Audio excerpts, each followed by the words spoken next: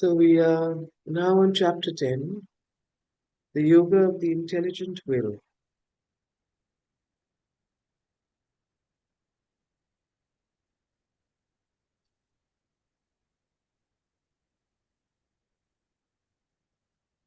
Hmm. Can everybody hear me? Yeah. Yeah.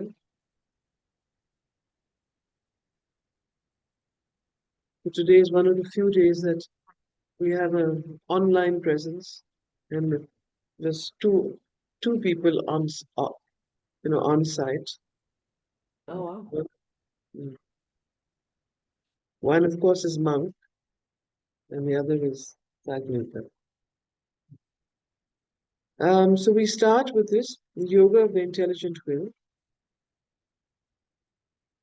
I've had to deviate in the last two essays and to drag the reader with me into the arid tracks of metaphysical dogma, however cursorily and with a very insufficient and superficial treatment, so that we might understand why the Gita follows the peculiar line of development it has taken, working out first a partial truth with only subdued hints of its deeper meaning, then returning upon its hints and bringing out their significance until it rises to its last great suggestion, its supreme mystery, which it does not work out at all, but leaves to be lived out, as the later ages of Indian spirituality tried to live it out in great waves of love, of surrender, of ecstasy. Its eye is always on its synthesis, and all its strains are the gradual preparation of the mind for its high closing note.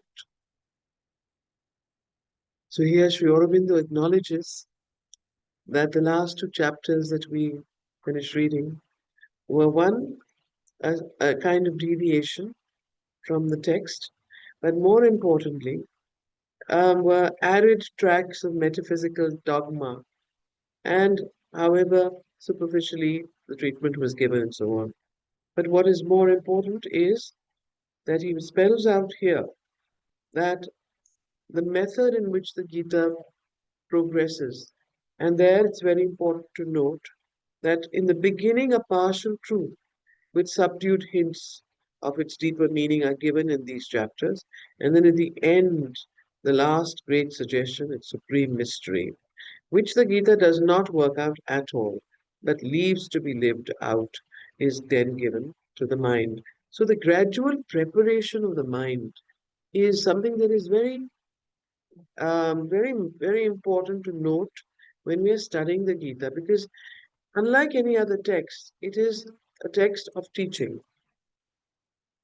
of Sri Krishna to Arjuna, and he is preparing the disciple's mind to learn and to understand. And therefore, in a way, we are also being prepared to understand the deeper notes and the synthesis that the Gita is attempting.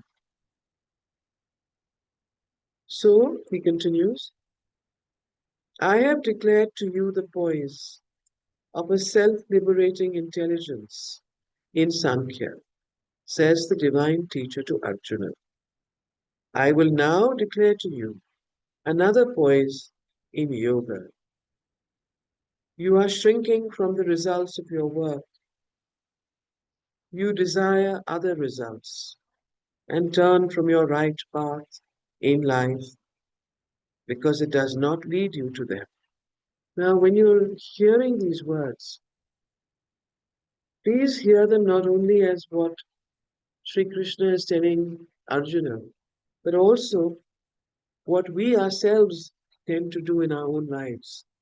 So, this is again the divine teacher speaking to Arjuna, saying, I have I have explained to you the self-liberating intelligence, the poise of a self-liberating intelligence in Sankhya, and now I shall explain to you and declare to you another poise in yoga. Then he continues, you're shrinking from the results of your work. You desire other results. And so do all of us. We tend to do that in our own lives. It's good to reflect on that. You are shrinking from the results of your works. You desire other results and turn from your right path in life because it does not lead you to them. But this idea of works and their result, desire of result as the motive, the work as a means, but the satisfaction of desire is the bondage of the ignorant who know not what works are, nor their true source, nor their real operation, nor their high utility. My yoga, Sri Krishna tells Arjuna, will free you from all bondage of the soul to its works. Karma bandham prahasyasi. So, Anuradha is online.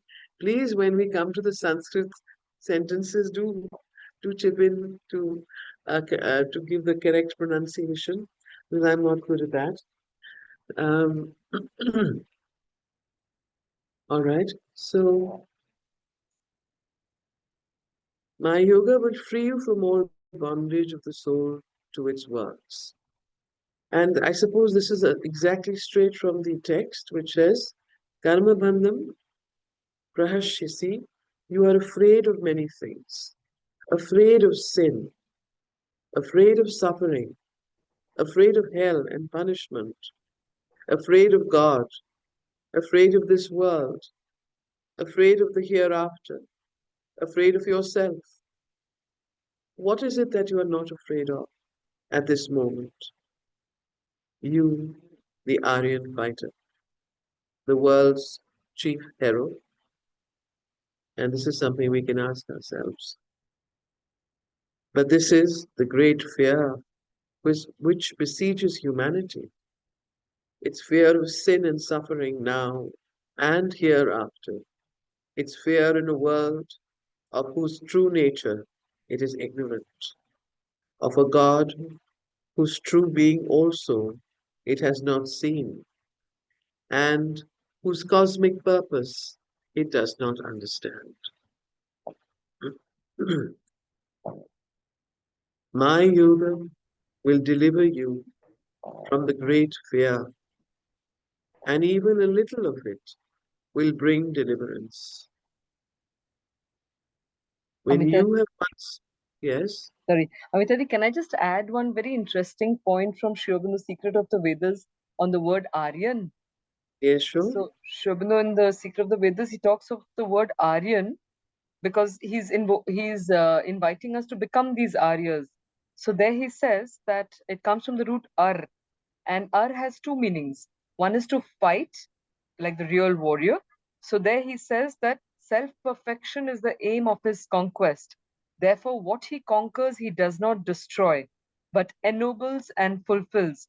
He knows that the body, life, and mind are given him in order to attain to something higher than they.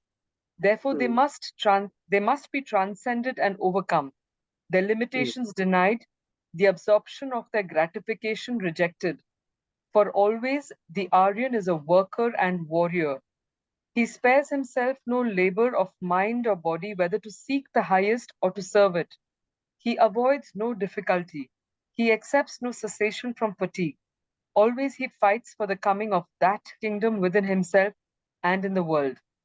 And in the next slide, mm, he says that Arya also comes from the root Ar, which means to cultivate. So he says, whoever cultivates the field that the Supreme Spirit has made for him, his earth of plenty within and without, does not leave it barren or allow it to seed, but labors to extract from it its full yield, is by that effort an Aryan. And finally, whoever thus aspires, labors, battles, travels, ascends the hill of being is the Aryan.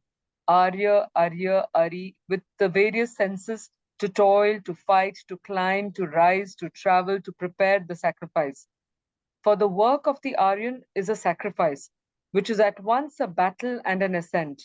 a journey, a battle against the powers of darkness, an ascent to the highest peaks of the mountain beyond earth and heaven, into Swar, a journey to the other shore of the rivers and the ocean, into the furthest infinity of things. Would it be possible to send this on the group, this passage? I will send this. It's WhatsApp just it? these slides. Okay. I'll send the reference. I'll send it. Yeah, you can send I'll the do it. reference or the slide I'll or do it the just yeah, now. the I'll do it text. just now. Yeah. Okay, okay.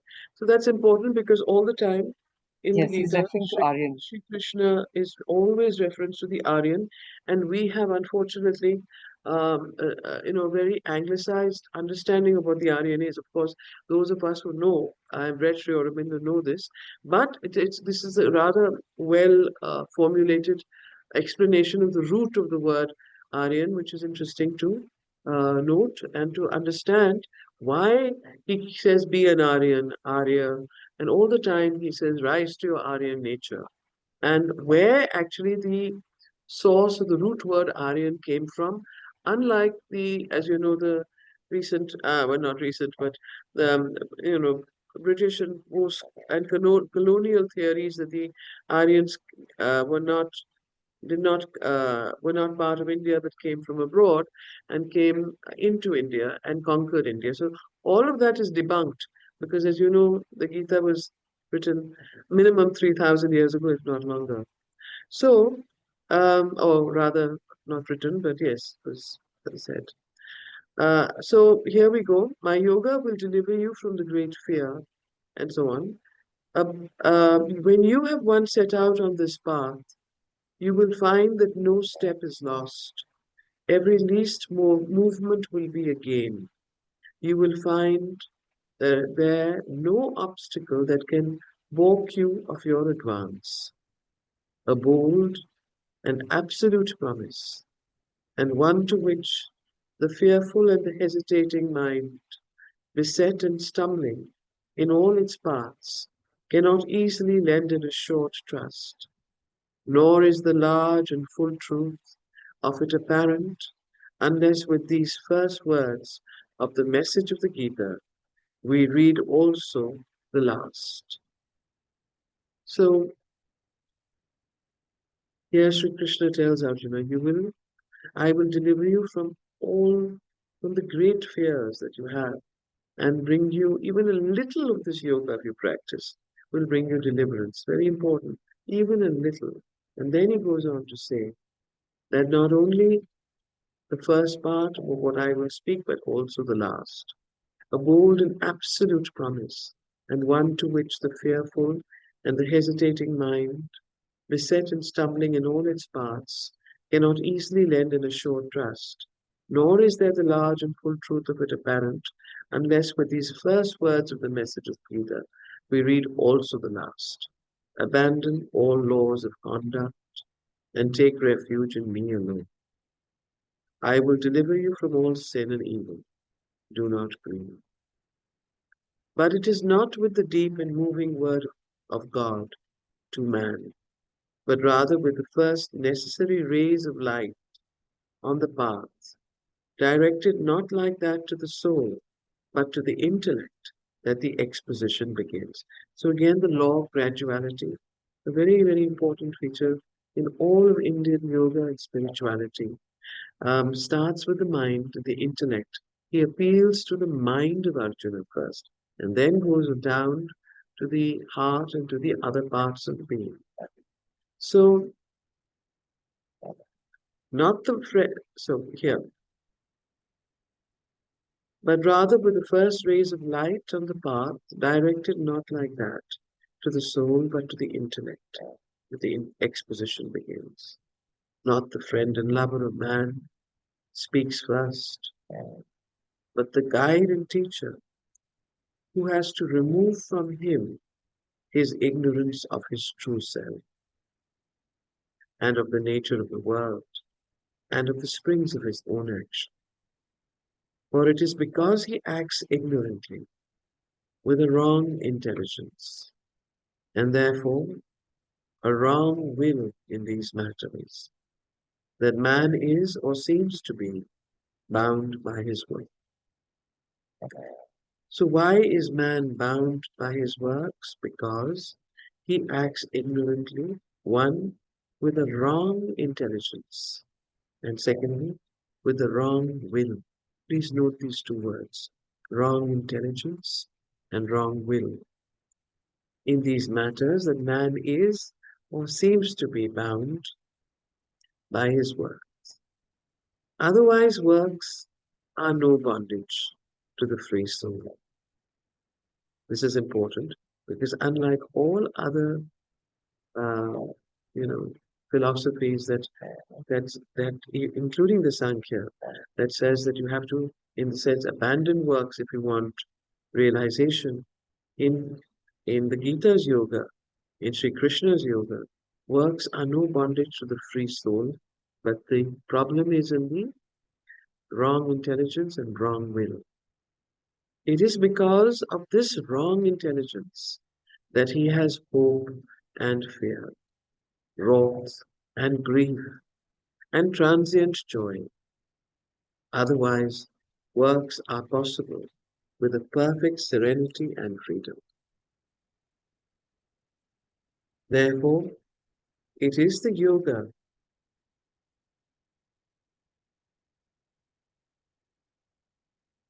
therefore, it is the yoga of the buddhi, the intelligence, that is first enjoined on Arjuna to act with right intelligence and therefore a right will.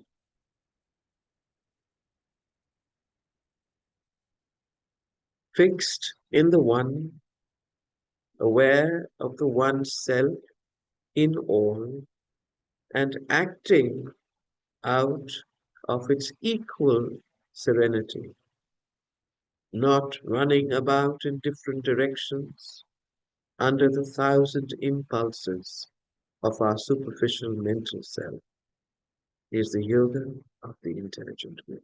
So these lines, to act with the right, please mark those. This, in sum, defines what uh, is called and described as the yoga of the intelligent will, starting from the mind and the intellect. There are, says the Gita, two types of intelligence in the human being. The first is concentrated, poised.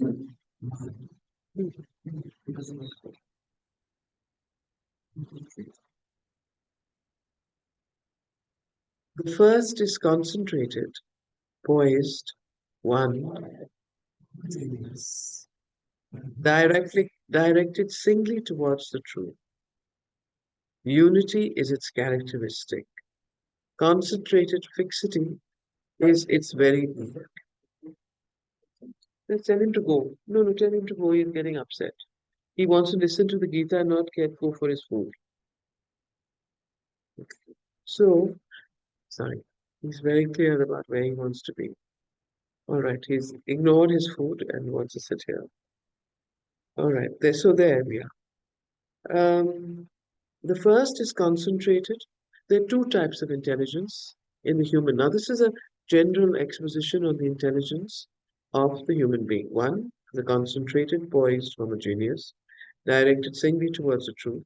Unity is its characteristic, concentrated fixity is its very being.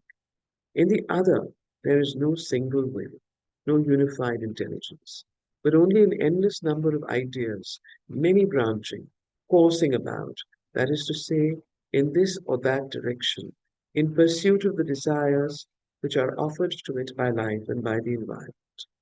Buddhi, the word used, means properly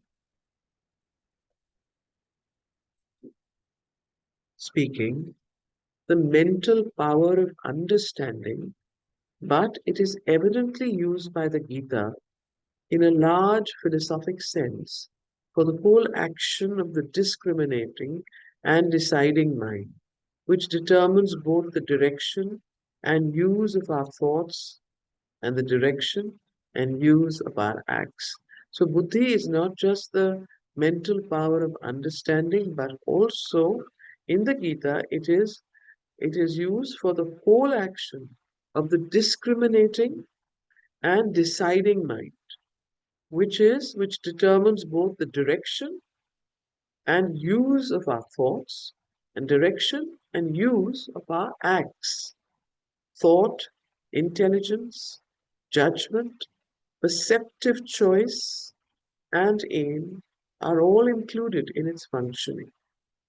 For the characteristic of the unified intelligence is not only concentration of the mind, but that knows, but especially concentration of the mind that decides and persists in the decision. Vyavashya. Any thought, any comment there, Anuradha, on this, on buddhi? Because I know there are a lot of layers of the buddhi. So, so this is what buddhi is described in the Gita, and the way that Sri Krishna is using buddhi when he is explaining to Arjuna the how to do the yoga of the intellect, of the intelligent will, which the intellect which has two aspects in it. What are the two aspects he talked about? Anyone? Will, and we just spoke about it here. It's very important. Intelligence and will. Intelligence and will, yes. So the intellect and will. Now, the unified intelligent will is fixed in the enlightened soul.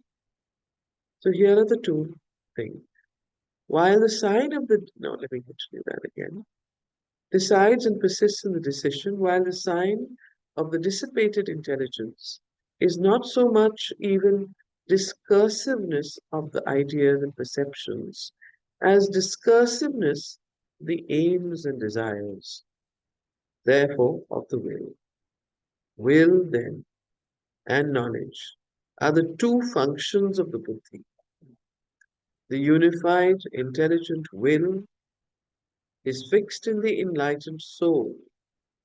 It is concentrated in inner self-knowledge, the many branching and multifarious, busied with many things, careless of the one thing needful, is on the contrary, careless of the one thing needful, is on the contrary subject to the restless and discursive action of the mind, dispersed in outward life and works and their fruits. Works are far inferior, says the teacher, to yoga of the intelligence. Desire rather refuge in the intelligence. Poor and wretched souls are they who make the fruit of their works the object of their thoughts and activities. Well, it includes more than three parts of humanity, unfortunately. So here Sri Krishna makes a comment on to Arjuna about, firstly, intelligence is more superior than works. But what kind of works? Poor subject. Works are far inferior, says the teacher, to yoga of the intelligence. Not just intelligence, yoga of the intelligence. So that is a conscious, this is where the intellect and the will are unified. And it is the yoga of the intelligence. Desire rather refuge in the intelligence. And then he says, poor and wretched souls are they, like all of us, who make the fruit of their works the object of their thoughts and activities. So please note this. Now, this immediately changes, and when you apply this to yourself, you begin to understand what Sri Krishna is actually slowly telling Arjuna, that move into the intelligent, go into the buddhi, sit in your intelligent self, in the intelligent soul, which knows and which can direct, which has the power of both the intellect, the discriminating mind, the inner mind, and also the will. And don't be so outward in your outer consciousness that your whole object of or every of your works, of all that you do, is on the results and the object, the fruit of your works. So right now, everything we do is related to uh, what fruit that will bring us. Now, that fruit could be income, it could be finance, it could be um, fame, it could be name. What are the other fruits of works that we as human beings desire and work toward? Why do we work? Why do we work? I'm asking you. To, Why do you work? we work also to progress in whatever field that we have chosen. Yes. Now, when you work to progress in whatever field you choose, that is a higher kind of work. That is a work that is done for growth and progress. It is still higher, but what is the most elementary, basic reason that man works? To satisfy To, desire. to live, no, to make a living, to live in this world. I mean, it's a very practical, very important thing, and you can't do away with it. And neither is Sri Krishna telling Arjuna to do away with that.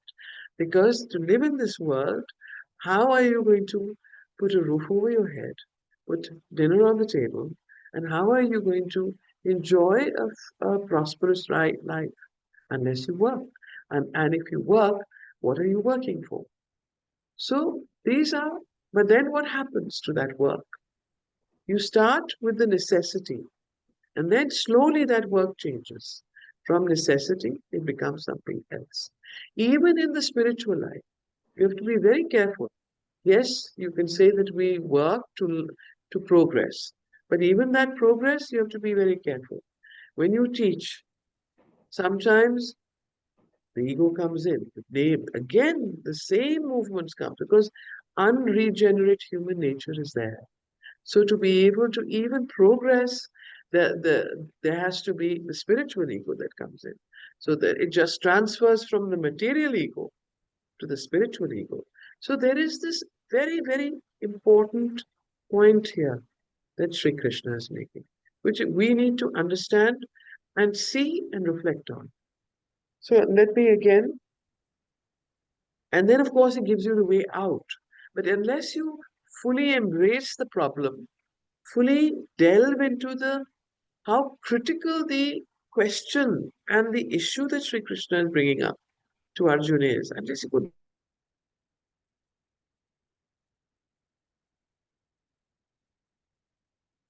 cross like and leave it all and not realize how important it is.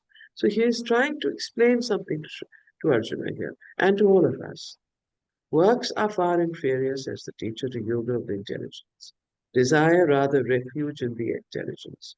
Poor and wretched soul. Again, this is graduality. Huh? The first area, first principles. Then they change.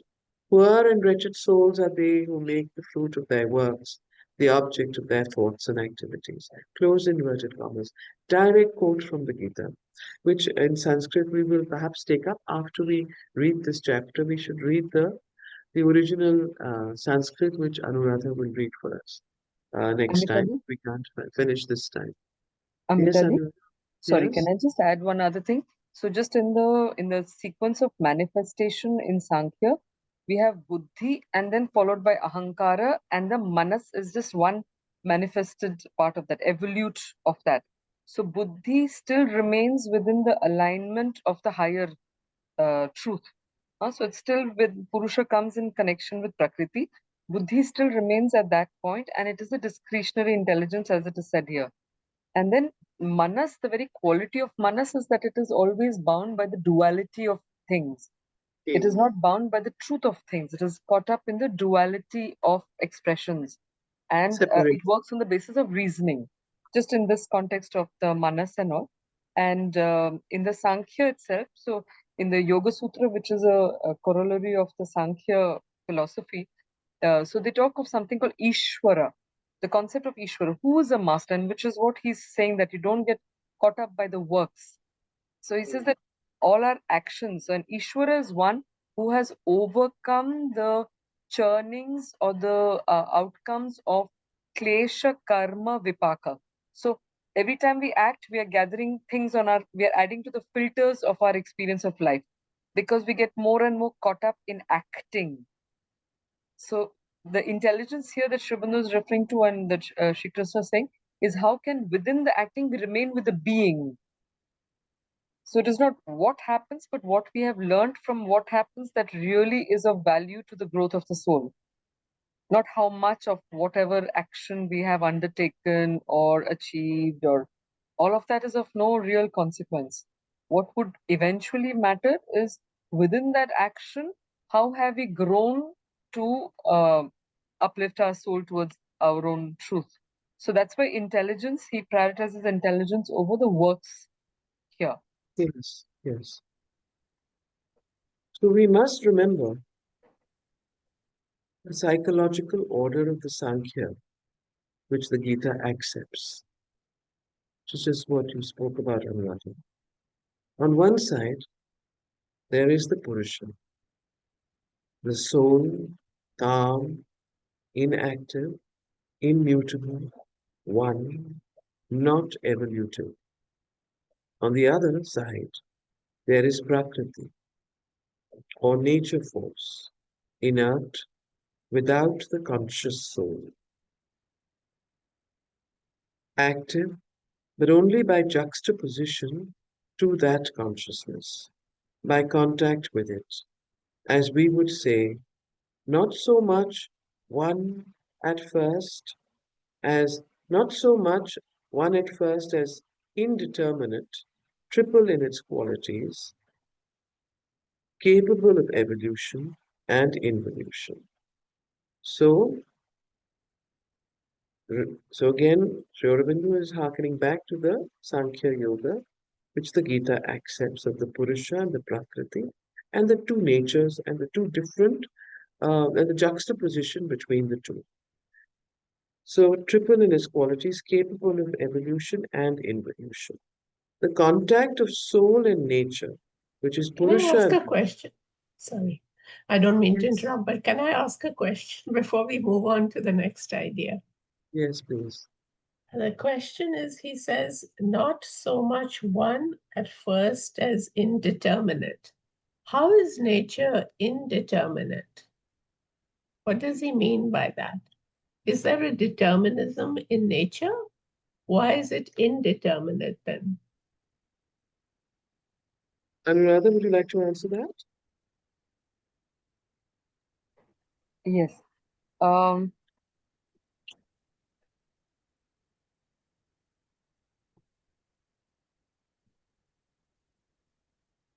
Can you just, sorry, repeat the exact question?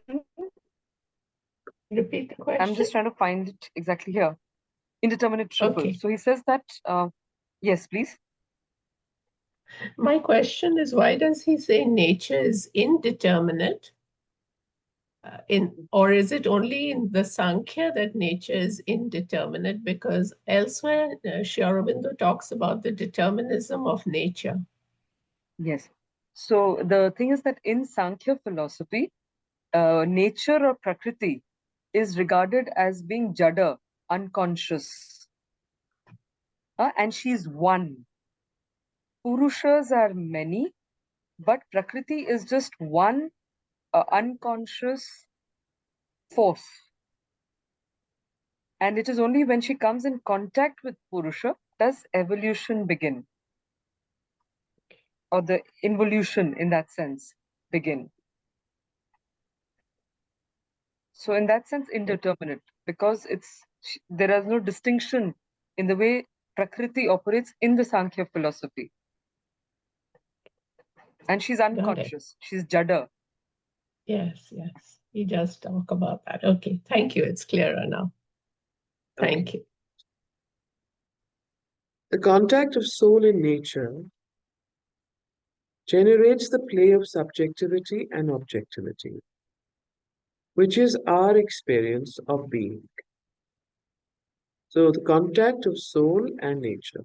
What is soul? Purusha and Prakriti generates the play of subjectivity and objectivity, which is our experience of being. What is to us the subjective first evolves, because the soul consciousness is the first cause. So, what is to us the subjective first evolves, because the soul consciousness is the first cause. Inconscient nature force, only the second and dependent cause. But still, it is nature and not soul which supplies the instruments of our subjectivity. First, in order, come buddhi, discriminative or determinative power evolving out of nature force, and its subordinate power of self-discriminating ego. Then, as a secondary evolution, there arises out of these the power which seizes the discriminations of objects, sense mind, or manas. We must record. So here is the evolutionary, or in whatever order that of how it comes. So I think again Anuradha described that the buddhi is the highest, the purusha. Sits from there comes the discriminating ego. From there, then is a secondary evolution that arises out of the out of these the power which seizes the discriminations of objects through the sense mind or manas. We must record the Indian names because the corresponding English words are not real equivalents. As a tertiary evolution, that is a third evolution, out of the sense mind or manas, we have the specializing organic senses, 10 in number, 5 of perception, 5 of action. So, what are these 10 in number organic senses? Next, the powers of each sense of perfection. Before we go there, would you know what these 10 in number are? The organic senses, 10 in number, We 5 of have perception, 5 of action, the Sanskrit words. so we have the jnanendriyas on one side and the karmendriyas, the actions of the first ones are the senses that we have. So all the ears, eyes, all the senses, sense organs are the what do you say, senses of knowledge, jnanendriya. So, yeah, the Gyanendra senses of knowledge. Yes. And so there So are two. There are 5 of kar- perception and 5 of action. And yes. the other ones are the action ones. Karmendriya are the action ones, and they are speech, action, so walking, That's right. action, then the rejection of the body in the reproductory and the excretory. So next, the powers of each sense of perception, sound, form, scent, etc. So these are the 5 of this of perception, sound, form, scent, etc., which give their value to objects for the mind and what make things what they are to our subjectivity. And as the substantial basis of these, the primary conditions of the objects of sense, the 5 elements of ancient philosophy, or rather elementary conditions of nature, Panchabhuta, which constitute objects by their various combinations. So, what is this Panchabhuta? Panchabhuta are the 5 elements: So, water, water, fire, yeah, ether, yes, earth. water, fire, These 5 elements of space, I ancient mean, philosophy wind and space, air and space. constitute objects by their various combinations. So, I think here what Sri Aurobindo is explaining is the different, he's going down the ladder from the buddhi to the discriminating ego to manas, and then to the in within manas the tertiary evolution third of sense mind of manas in two different are 10 in number, that is the organic senses he calls specializing, which are 5 of perception, which is the sound, form, scent, and 5 of action, which is the karmane, what do you call it? Karmendriya. Karma, Indriya. Karma Indriya indriya, senses. karma Yeah. indriya, which is of which are what are the karma They are indriya? the ones are Pani, hand, Pada, feet, speech, Vak. Payu is elimination through the anal tract, and procreatory juices are the Upastha. So these are the five that he's mentioning. So the five of perception, five of action, which are and then jnana indriyas and karma indriyas, and then after that he goes on to the panchabhuta, which is the five elements Atma. which make all of which are used in various combinations. Now, reflected in the pure consciousness of Purusha, reflected in the pure consciousness of Purusha, these degrees and powers of nature force become, these degrees and powers of nature force is what? Prakriti, become the material of our impure subjectivity. Please note this line.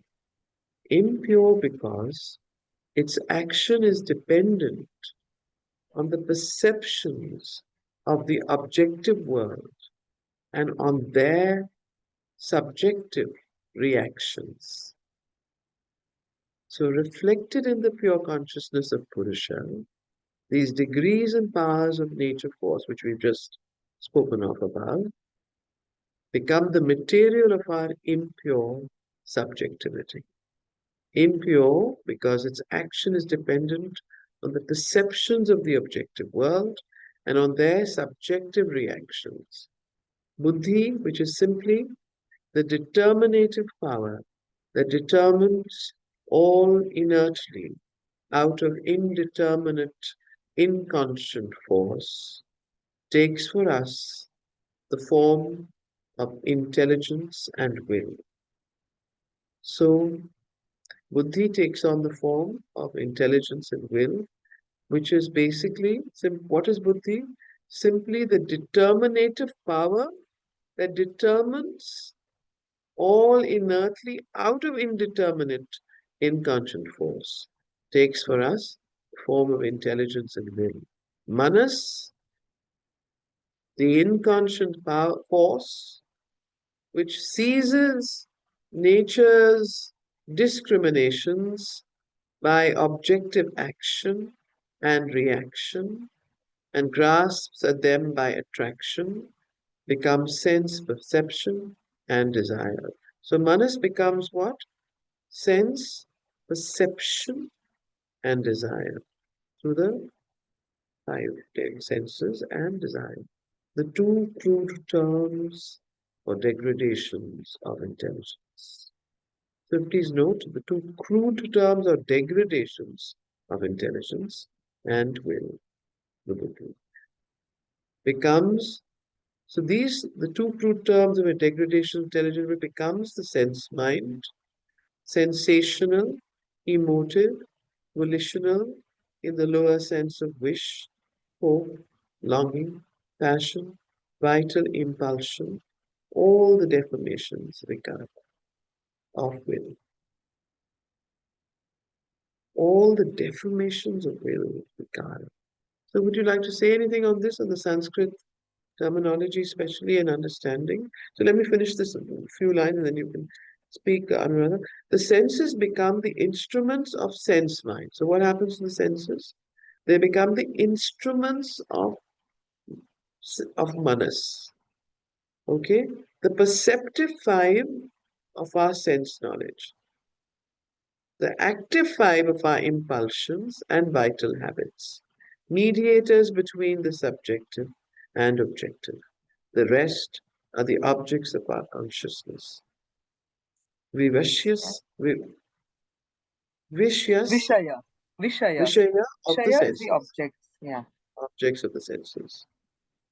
Okay.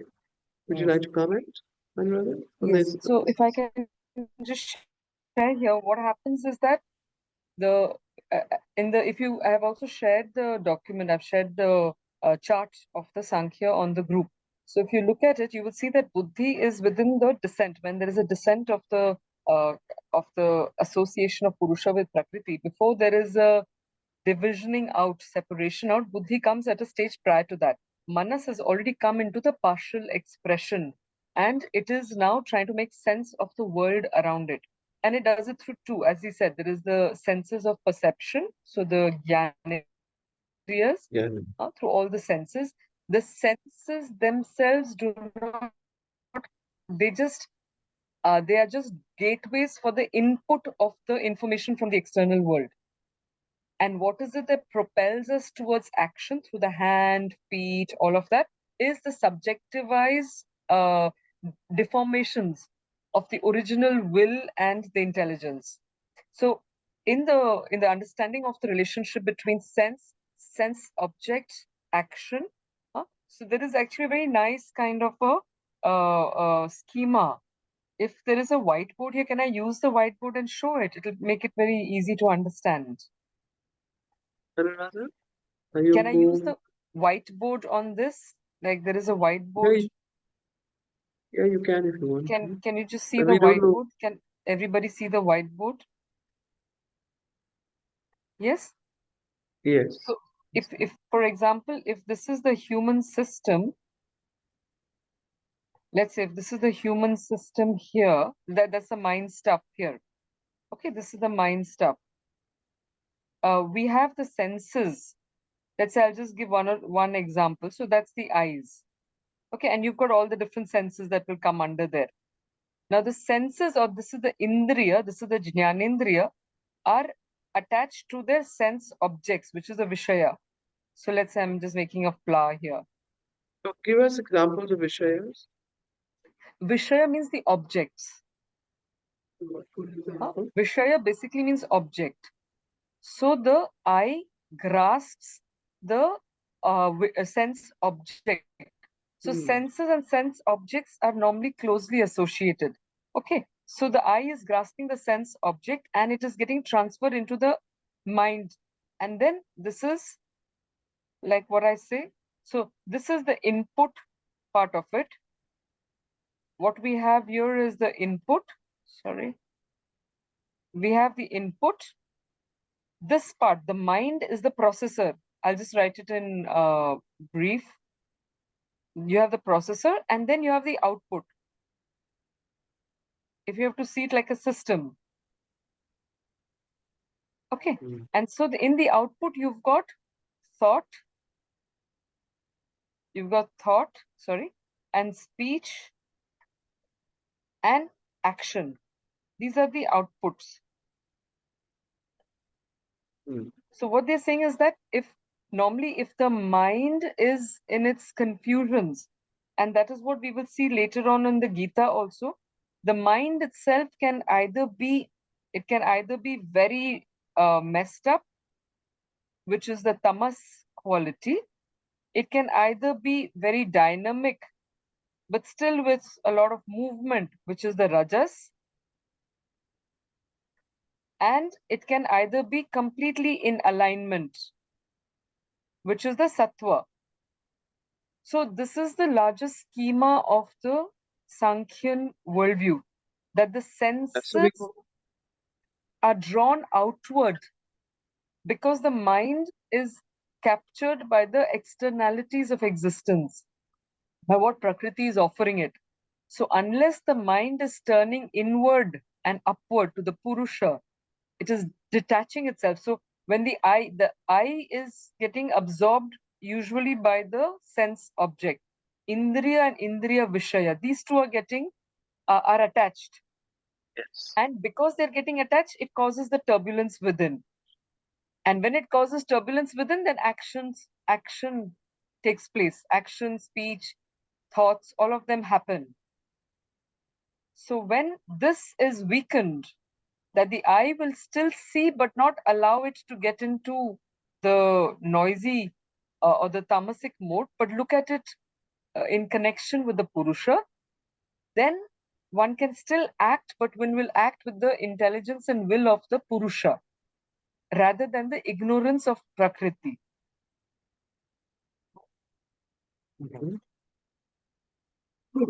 Now, let me just read that again so that the second reading can, the thought can filter in. reflected in the pure consciousness of Purusha, these degrees and powers of nature force, Prakriti, become the material of our impure subjectivity, impure because its action is dependent on the perceptions of the objective world and on their subjective reactions. Buddhi, which is simply the determinative power that determines all inertly out of indeterminate inconscient force, takes for us the form of intelligence and will. Manas, the inconscient force, which seizes nature's discriminations by objective action and reaction and grasps at them by attraction, becomes sense perception and desire. The two crude terms or degradations of intelligence and will becomes the sense mind, sensational, emotive, volitional, in the lower sense of wish, hope, longing, passion, vital impulsion, all the deformations, vikara of will. The senses become the instruments of sense mind, the perceptive five of our sense knowledge, and the perceptive five of our sense knowledge, the active five of our impulsions and vital habits, mediators between the subjective and objective. The rest are the mediators, the rest are the objects of our consciousness, vishayas of the senses, vishayas of the senses. This order of evolution seems contrary to that which we perceive as the order of the material evolution. So this order uh, that the Gita puts forth seems to be, or the Sankhya, which Sri Krishna puts forth, is opposite of our material evolution. But if we remember that even buddhi is in itself an inert action of inconscient nature, and that there is certainly in this sense an inconscient will and intelligence, a discriminative and determinative force, even in the atom. If we observe the crude, inconscient stuff of sensation, emotion, memory, impulsion in the plant, and in the subconscious forms of existence, if we look at these powers of nature force, assuming the forms of our subjectivity in the evolving consciousness of animal and man, we shall see that the Sankhya system squares well enough with all that modern inquiry has elicited by its observation of material nature. In the evolution of the soul back from Prakriti towards Purusha, the reverse order has to be taken to the original nature evolution. And that is how the Upanishads in the Gita, following and almost quoting the Upanishads, state the ascending order of our subjective powers. Supreme in quotations, supreme, they say, beyond their objects are the senses. Supreme over the senses, the mind. Supreme over the mind, the intelligent will. That which is supreme over the intelligent will is He, is the conscious self, the Purusha. Therefore, says the Gita, it is this Purusha, this supreme cause of our subjective life, which we have to understand and become aware of.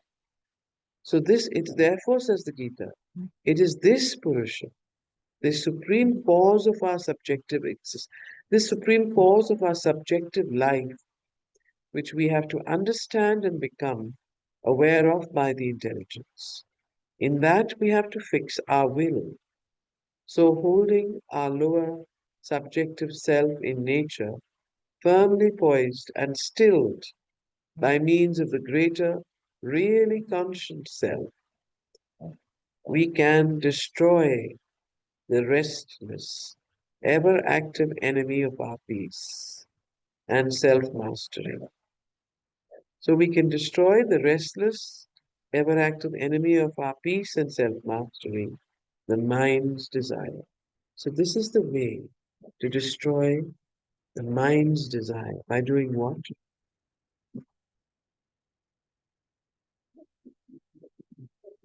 Supreme, they say, beyond. So it says by um, by stilling the outer mind, the manas, the sensory mind, and establishing and becoming established in the purusha, which is the higher intelligence of the buddhi, and being firmly poised and stilled by means of the greater, really conscious self, we can destroy the restless, ever active enemy of our peace and self mastery, the mind's desire. So, if you even notice in Sri Aurobindo and the mother's yoga, the mother's words always, she always says, first establish calm equality. So, that is the basis of all yoga. Sri Aurobindo considers, equality, calmness, establishing peace in the mind. There is this wonderful meditation, establishing peace in the mind and the cells of the body. Why do we meditate? So this is what Sri Krishna is here trying to say, that go into that meditative self of the inner consciousness and still your mind, the outer sensory mind. Go and then rise above in the buddhi and sit in the stillness of the Purusha. And there, when you have that descent of peace into the mind, the descent of equality, equanimity, then only can you rise into the buddhi, into the Purusha, which is the intelligent. And there then you can apply the will, the intelligent will. The importance of the will and what is this will is extremely important in the practice of this Sankhya Yoga. Is there anything on that that anyone can illuminate on the will part of this?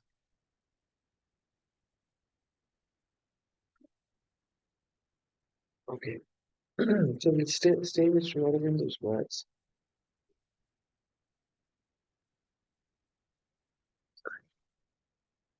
Long and yeah, moving conditions.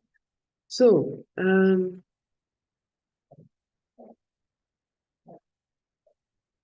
this really brings you to something very important.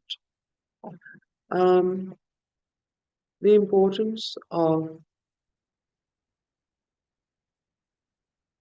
concentration, meditation, stillness, inwardization. I'm talking now about the practical parts of, of being, because if this philosophy is not practiced, we don't start working on that. This becomes only intellectual, um, you know, an intellectual understanding.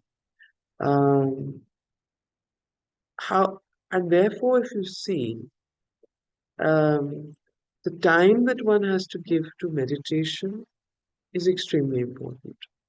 When we lose that practice of meditation, concentration, inwardization, sitting in the Purusha and ascending in our consciousness and descending the peace first and equanimity into our being, that practice really gives you the key to what the Gita and what Sri Krishna is trying to explain to Arjuna here.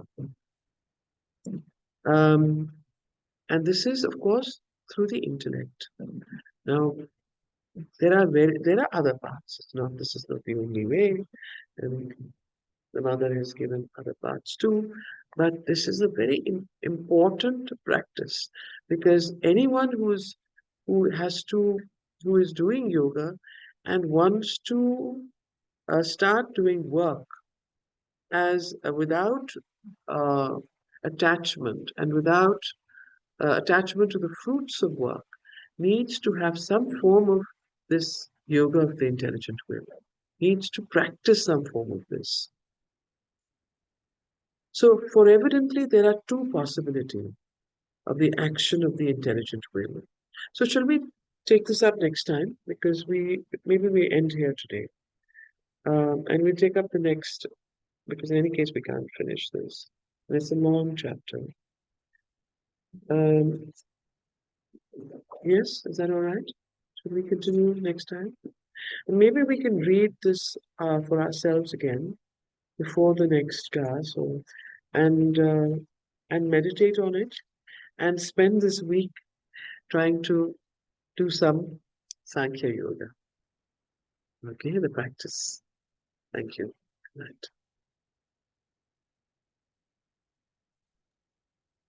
Thank you. And should we end with a bit of meditation? So let us meditate, this time in silence, and put a sankalp, the will. Let us put our inner will into finding time this week to practice stillness, inwardization, and reading this with the idea of understanding the practice of Sankhya Yoga.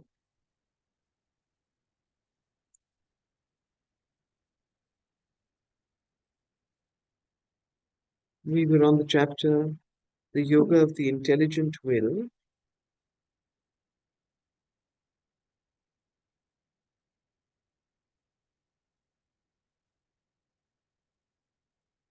So I'll take the last paragraph just to keep the continuity.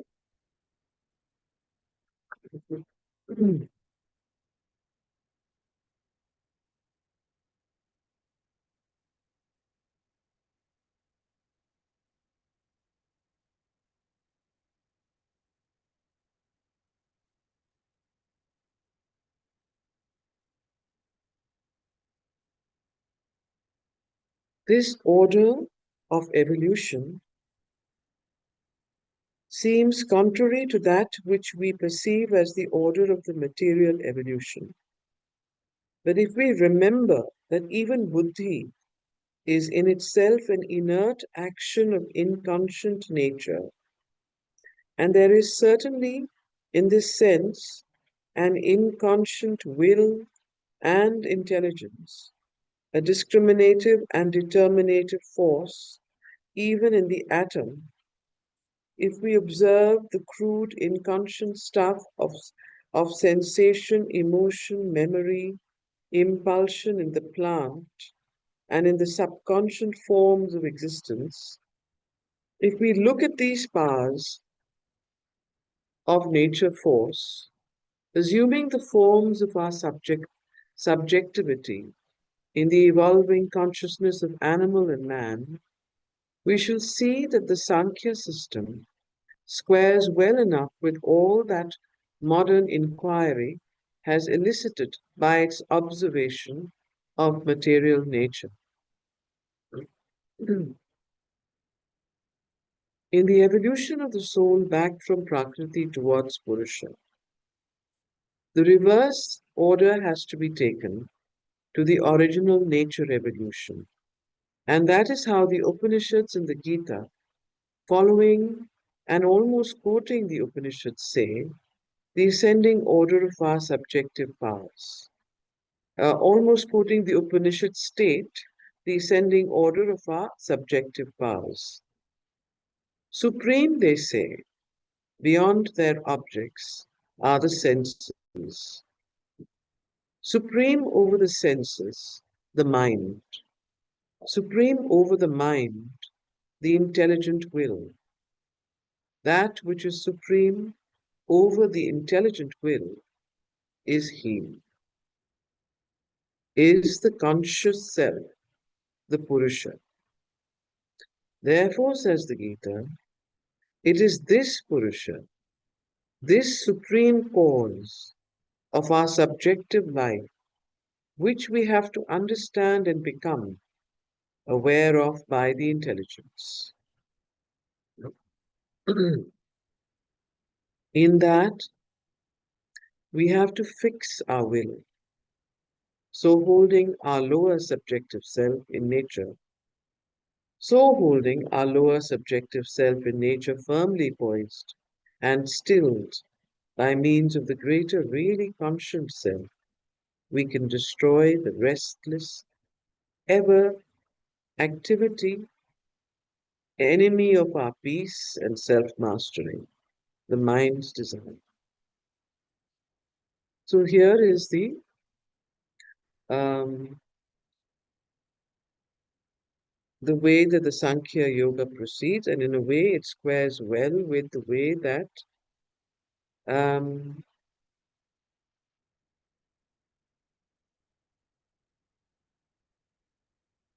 that the Upanishads and the Gita too proceed, especially is the ascending order of our subjective powers. So, what is the ascending order of our subjective powers?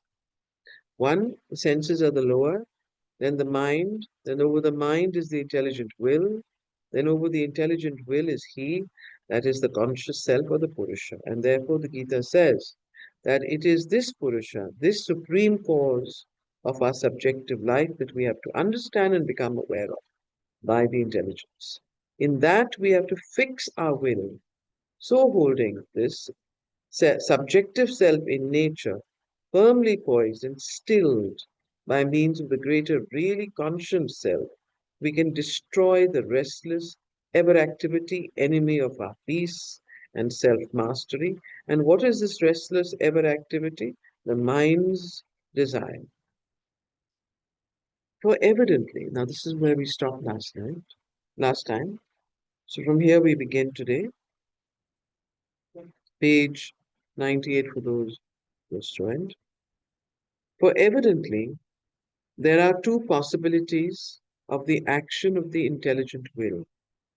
It may take its downward and outward orientation towards a discursive action of the perceptions and the will in the triple play of Prakriti, or it may take its upward and inward orientation towards a settled peace and equality in the calm and immutable purity of the conscious silent soul, no longer subject to the distractions of nature. So there are two possibilities of the action of the intelligent will.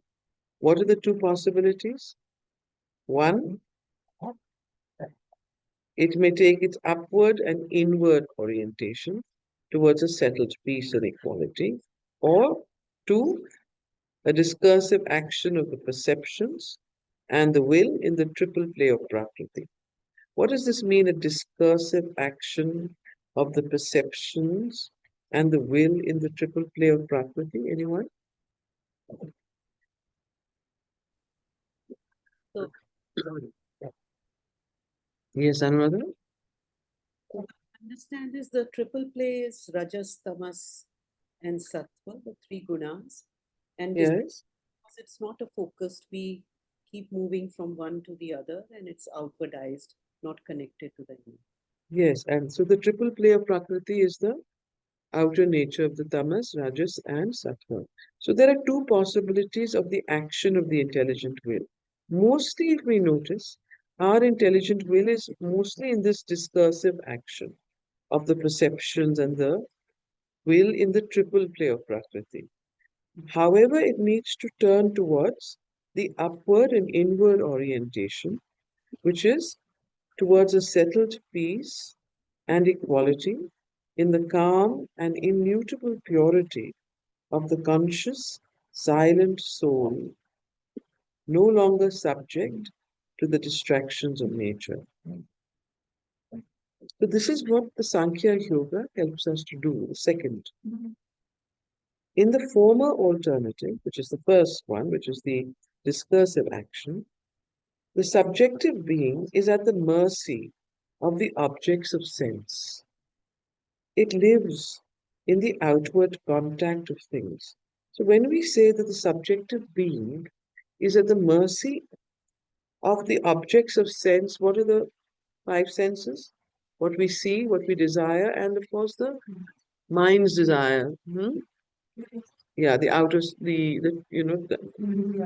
yeah. So the indriyas and also the mental, the way that it catches things. So that is what it is. In the former alternative, the subjective being is at the mercy of these objects of sense. It lives in the outward contact of things. That life is the life of desire. Simply put, that life is the life of desire.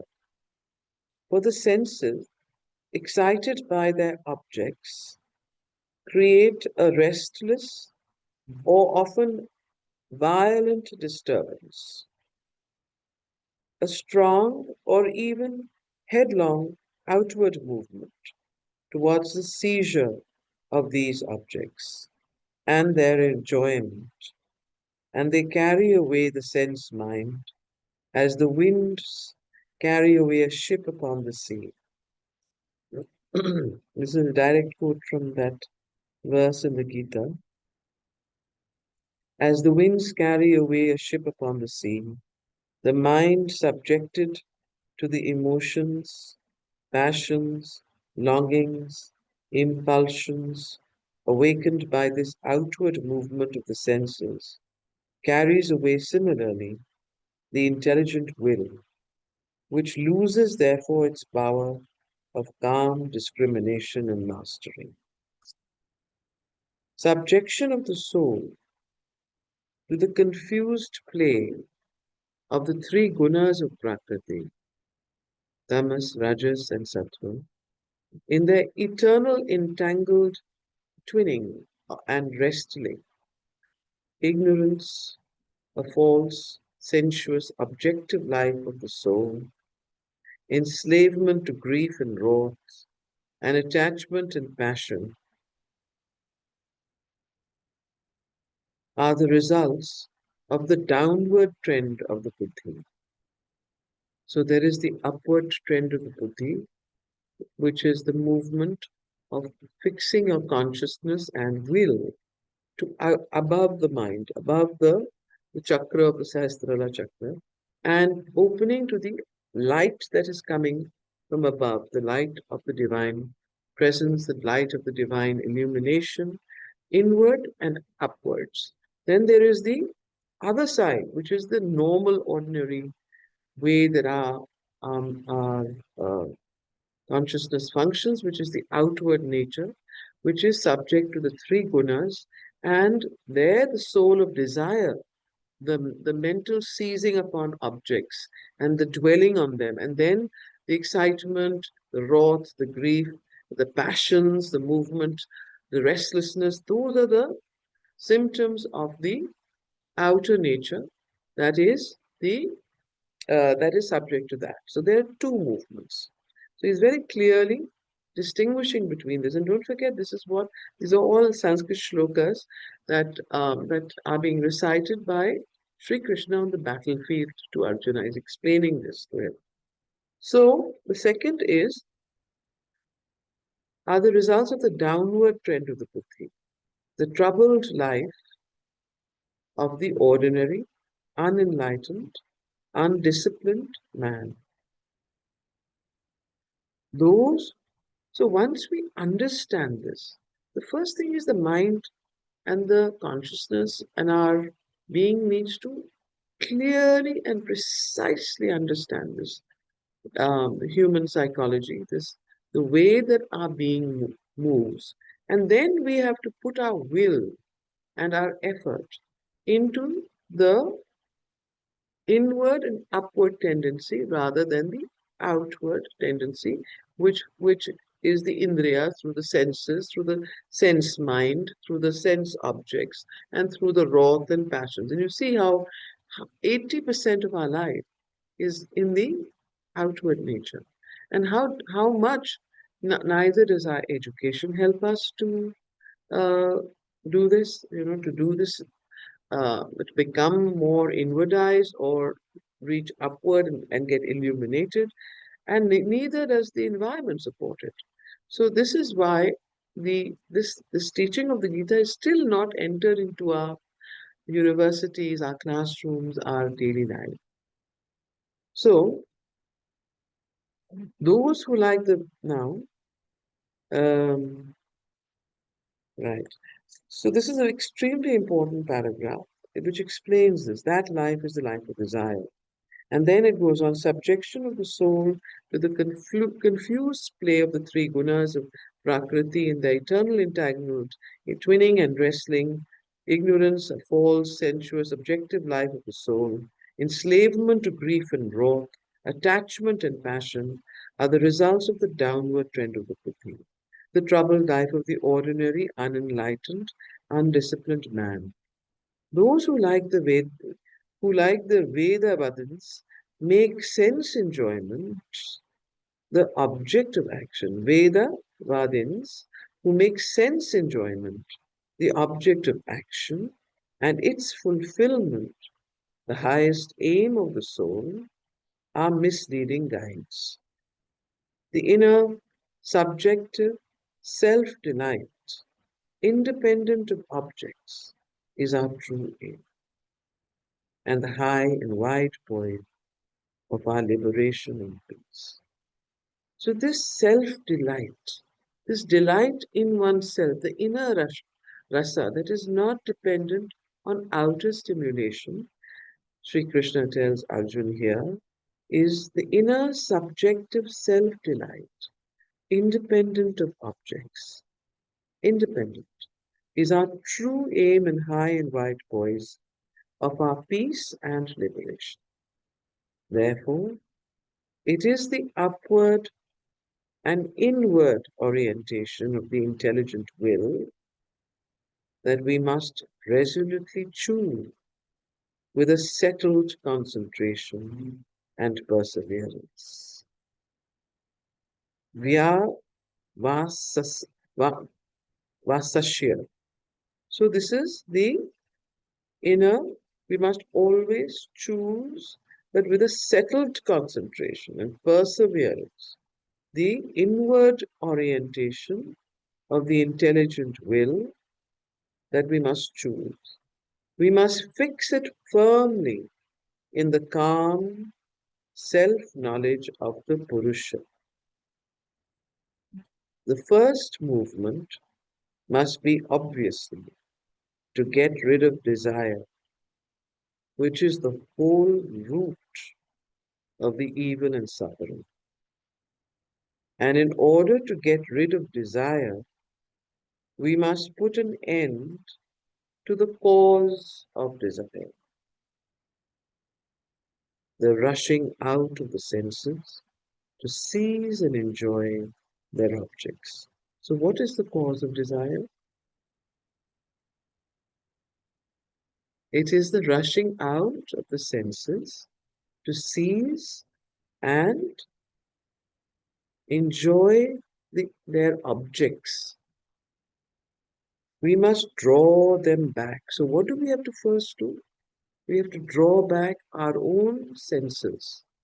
When they rush out, it's like the tortoise, kulmo angani sarvashe, indriyani indriyakepya, tasya pragya pratishtata. So, in that one verse, what Sri Krishna says is that like a tortoise that draws back into itself its legs, in the same way we have to draw back into ourselves all our sensory movements that tend to rush for out. So the first movement must be obviously. Now this is extremely important because it's not only very practical, but it is also the method of yoga. Not only the method of the yoga of the Gita, but also the yoga of Sri Aurobindo and the yoga of Sri Krishna. Or this particular thing is similar and is the same in all the three yogas: the yoga of the Gita, the yoga of the Sankhya yoga, and the integral yoga. So the first movement must be obviously to get rid of desire, which is the whole root of the evil and suffering. And in order to get rid of desire, we must put an end to the cause of desire, the rushing out of the senses to seize and enjoy their objects. We must draw them back when they are inclined thus to rush out, draw them away from their objects, as the tortoise draws in his limbs into the shell. So these into their source, quiescent in the mind quiescent in intelligence, the intelligence quiescent in the soul and its self-knowledge, Purusha, observing the action of nature Prakriti, but not subject to it, not desiring anything that the objective life can give. It is not an external asceticism. The physical renunciation of the objects of sense that I am teaching, suggests Krishna, immediately to avoid a misunderstanding, which is likely at once to arise. Not the renunciation of the Sankhyas or the austerities of the rigid ascetic with his fasts, his maceration of the body, his attempt to abstain even from food. That is not the self discipline or the abstinence which I mean, for I speak of an inner withdrawal, a renunciation.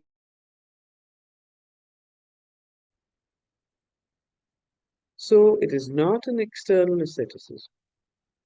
It is the renunciation of desire. It is an inner renunciation. It is not an outer renunciation. It is not by doing fasts and making yourself torturing the body or uh, you know the asceticism that comes with the outer renunciation. That is not the self-discipline or the abstinence which I mean. For I speak of an inner withdrawal, a renunciation of desire. The embodied soul, having a body, has to support it, normally by food, for its normal physical action. By abstention from food, it simply removes from itself the physical contact with the object of sense, but does not get rid of the inner relation which makes that contact hurtful. It retains the pleasure of the sense in the object, the rasa, the liking and disliking. The rasa has two sides. The soul must, on the contrary, be capable of enduring the physical contact without suffering inwardly this sensuous reaction. Otherwise, there is nivriti, cessation of the object. Vivashya vinivartante, but no subjective cessation, no nivriti of the mind.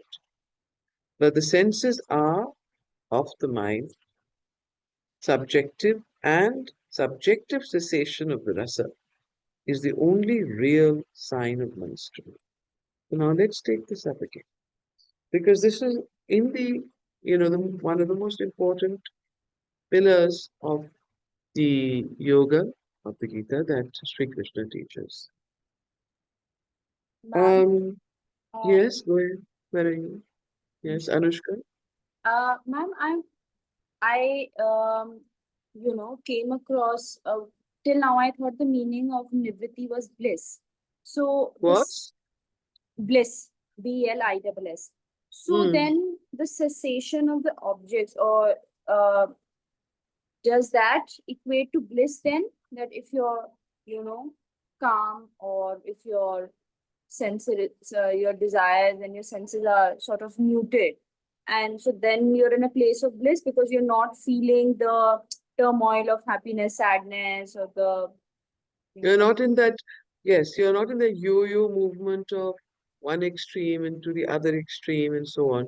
So it's, yes, everything self-delight, what he mentions earlier, that self-delight that comes, that is liberty, that comes from a sense of enjoying not the rasa of the of which is due to the rushing out of the senses, but the inwardization of the consciousness upon itself, enjoying it but not being disturbed or excited, grieved, or not going into extreme emotion or passion, but being in a state of inner calm. So it's the inner movement. And when you have that inwardization, whenever you're inwardized, it doesn't mean that you don't enjoy. It doesn't mean that you give up everything and you lead a life of renunciation.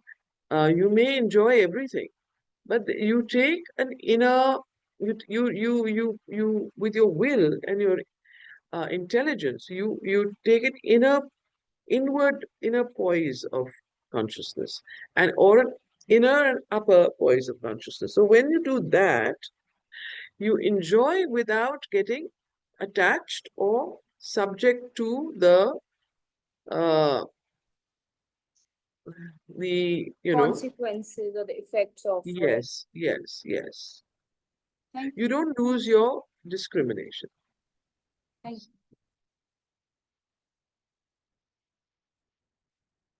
So um, I want to read this out again because it's very important. I just want to read it once more. We must draw them back. So we must not put an end to the cause of desire, which is what the rushing out of the senses to seize and enjoy their object.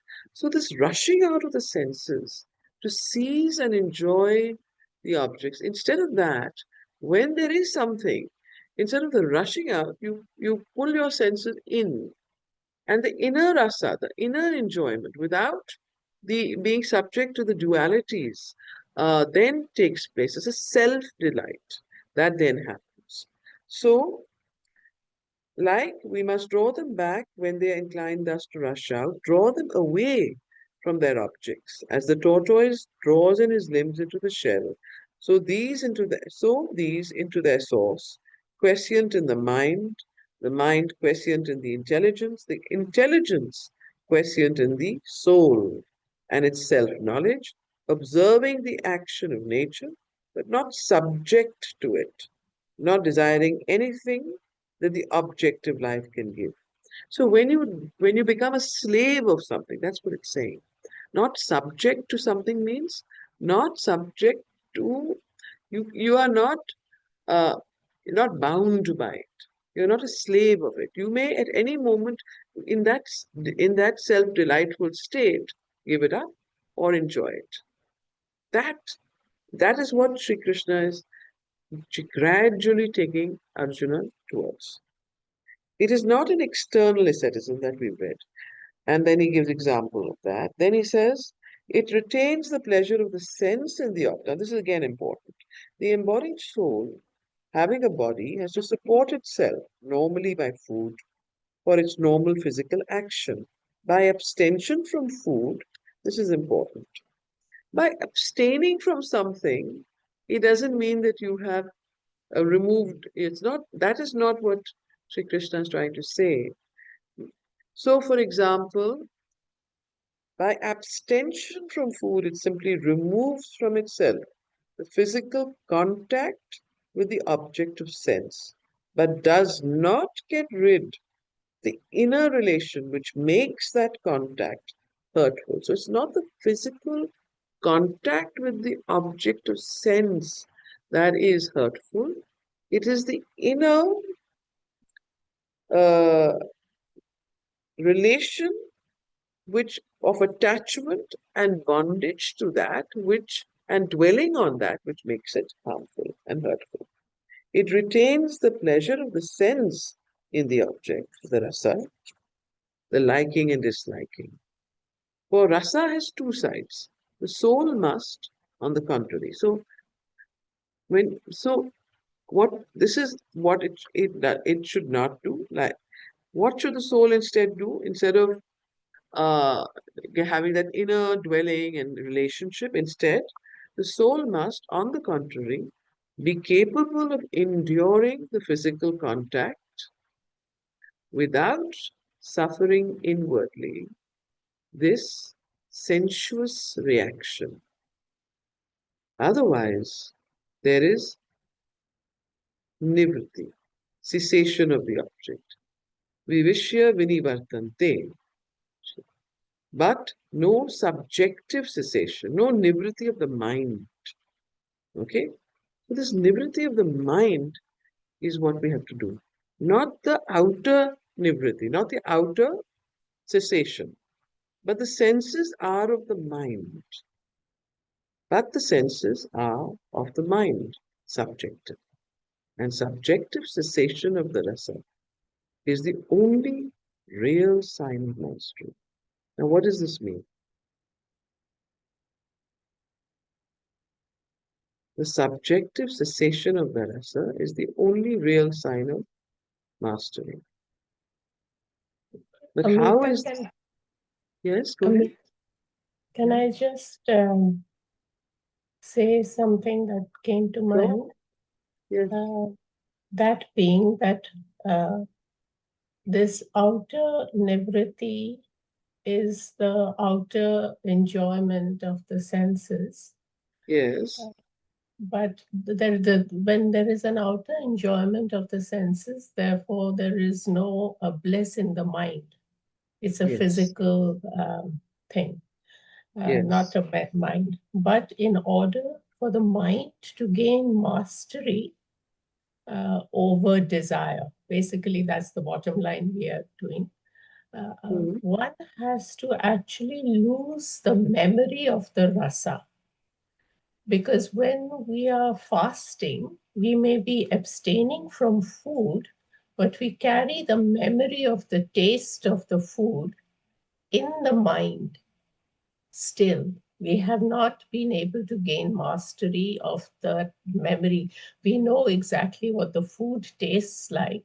So even though we are outwardly abstaining, inwardly we are really not abstaining because we can recall that memory, and therefore there is no nivritti in the mind because it causes a restlessness within.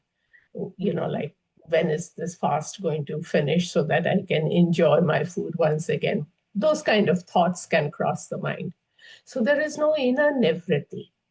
The inner nivritti comes, I think, when you also lose that memory of the rasa, because the rasa has two sides, like he said.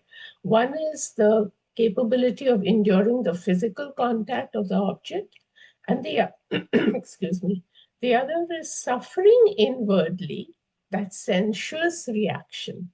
That suffering can only be removed when you also overcome the memory that, this is how the food tastes. So you're not bothered, you're not suffering, and there is an inner bliss.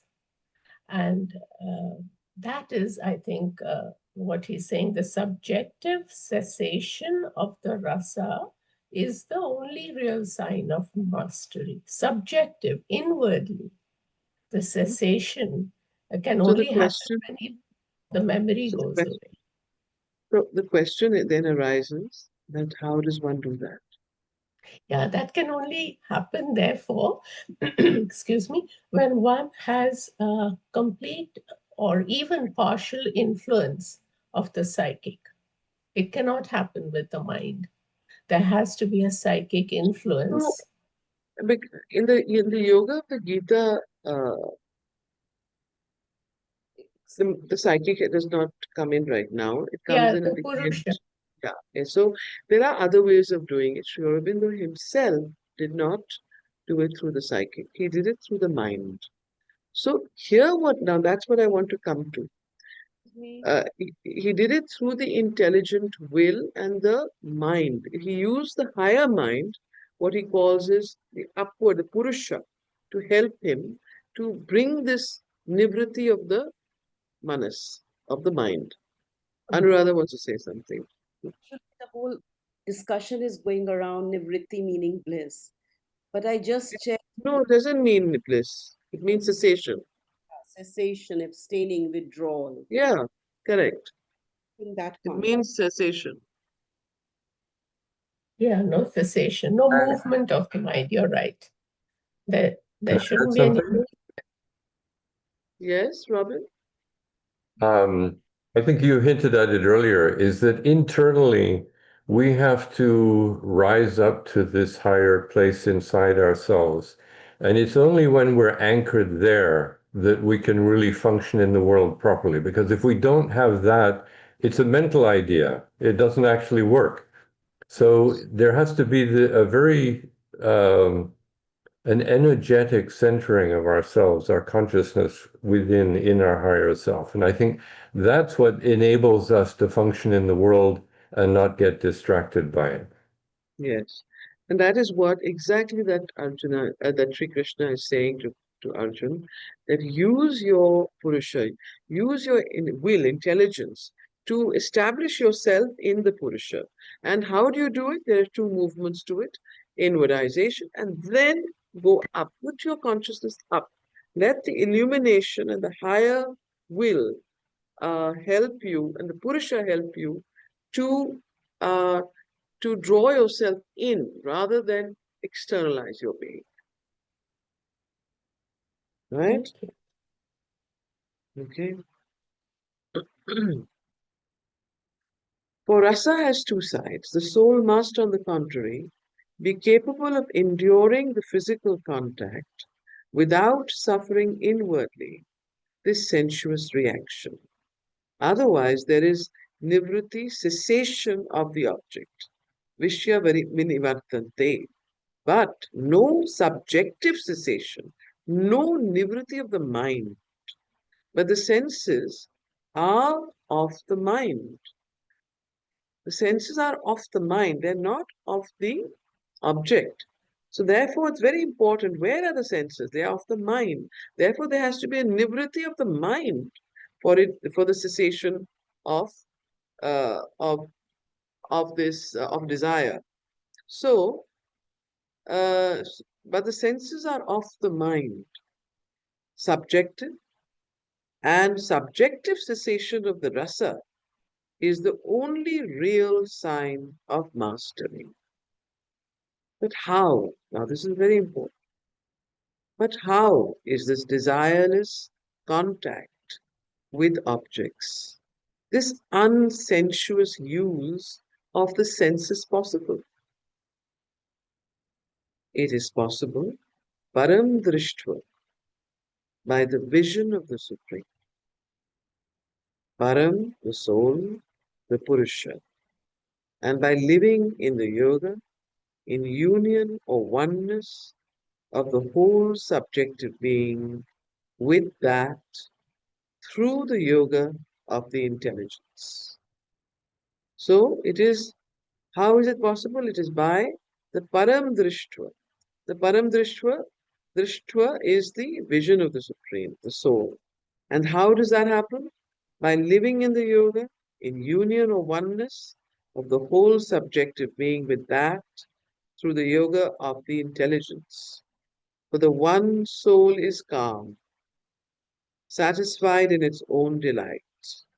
Why? Because the Purusha in its very nature is calm.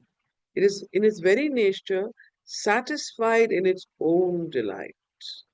And that delight, free from duality, can take, once we see this supreme thing in us and fix the mind and will on that, fix the mind and will on that, the place of the sensuous, object ridden pleasures and repulsions of the mind. This is the true way of liberation. So it is through the yoga of the intelligence. Because through the yoga of the intelligence, the yoga of the intelligence allows the will and the mind to go upward, inward, and upward to the Purusha, the soul, which is it's by its very nature, the self delight. It has that is in the very nature of the soul. Delight is free from duality. And there, if we fix the mind and will on that, the place of the sensuous, object ridden pleasures and repulsions, the dualities of the mind, they go away, and that is the true way of liberation. Certainly, self discipline, self control is never easy. All intelligent human beings know that. They must exercise some control over themselves, and nothing is more common than this advice to control the senses. But ordinarily, it is only advised imperfectly and practiced imperfectly in the most limited and insufficient fashion. Even, however, the sage, the man of clear, wise, and discerning soul, who really labors to acquire complete self mastery, finds himself hurried and carried away by the senses. That is because the mind naturally lends itself to the senses, because the senses belong to the mind. They're part of the mind. Therefore, it is very easy for the mind to get led away by the senses.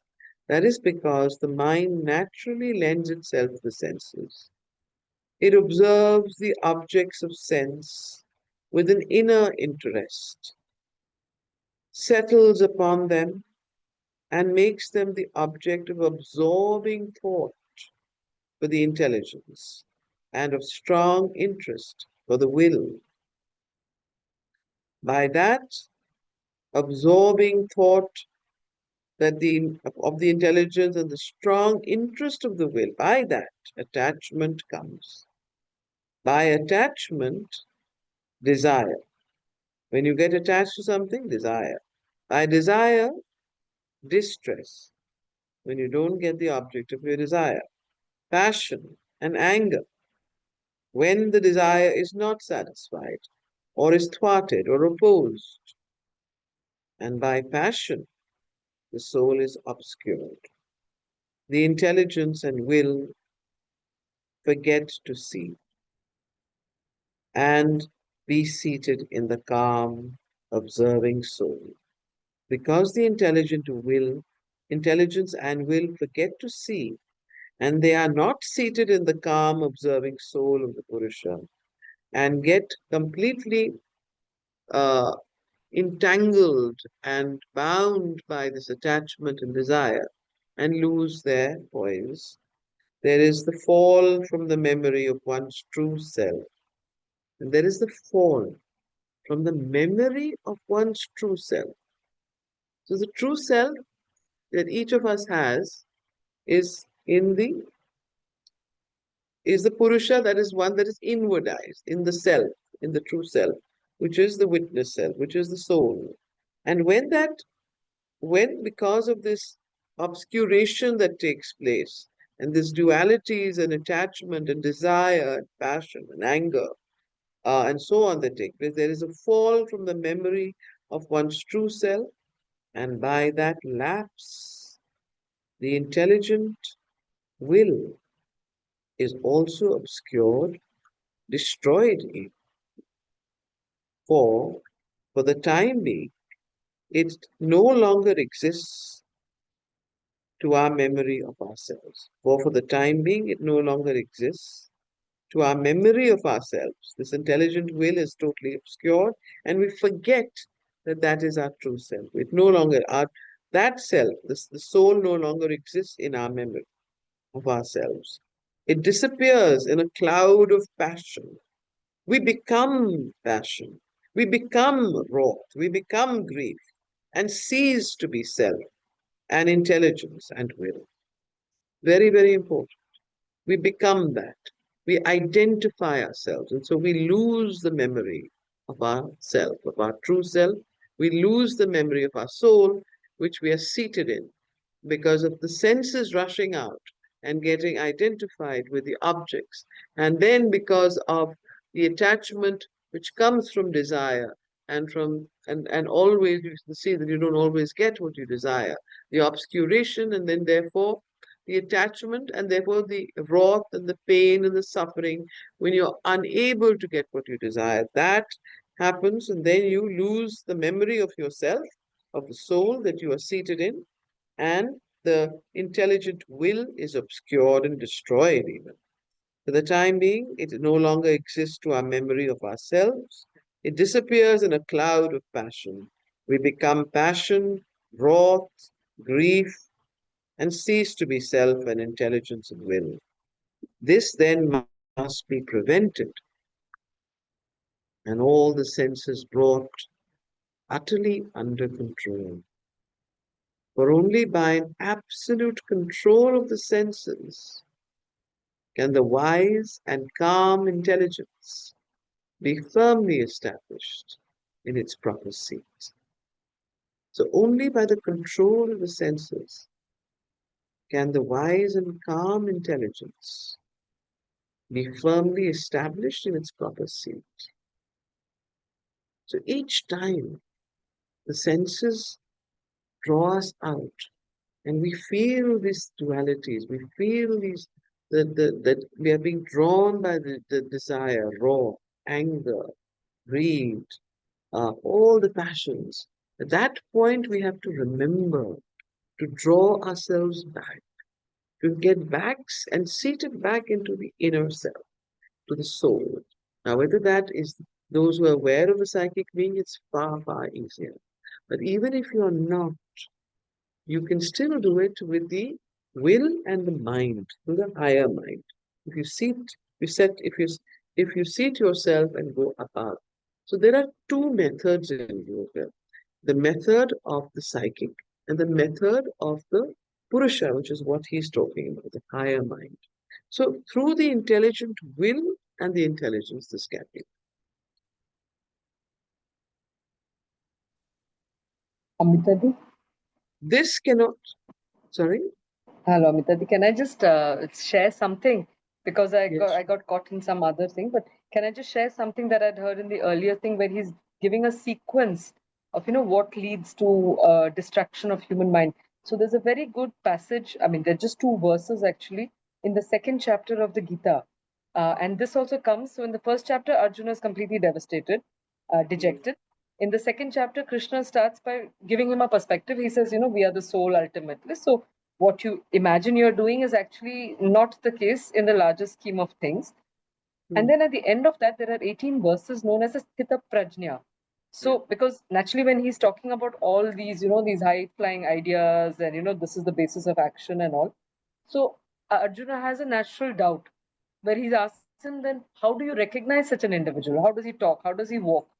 So, Sri Krishna very smartly doesn't give him any visual clues, because visual clues can be, they can be presented and not have any substance in them. Right. So he goes to the psychological dimension of that.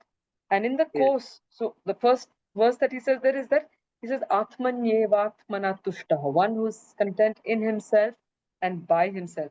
So in the context of this Purusha Prakriti, it is really the withdrawal of the Purusha from the movements of the Prakriti that are often in the zone of the unconscious. Yes. So this, and then in that, when he's talking about it, he then arrives at these two verses where he says dhyayato vishayan. So you remember in the earlier we had talked about the sense and the sense objects, vishaya. So he says dhyayato vishayan punsa. When you keep thinking about it, sangasteshu pajayate. So it gives a very clear outline of the process, the pathway, literal flow of what leads to a person's destruction. So he says dhyayato vishayan punsa. When you keep thinking, meditating upon it, means you're going on thinking about it, putting your mind or dhi on that. Sangasteshu pajayate. You get attached to that. Then he says sangat sanjayate, attach. Then the more attached you get, then you start desiring it. Kama. Then when you don't get, then when exactly, then when you don't get what you want, kamat krodho bhijayate. Then you get angry that what you're wanting, you're not getting. Krodhat bhavati sammoha. From anger, you come to the state of sammoha. Moha means where there is a delusion. And the prefix sam means there's a delusion in all aspects. You get delusional because you're so angry that you completely can't see things over there.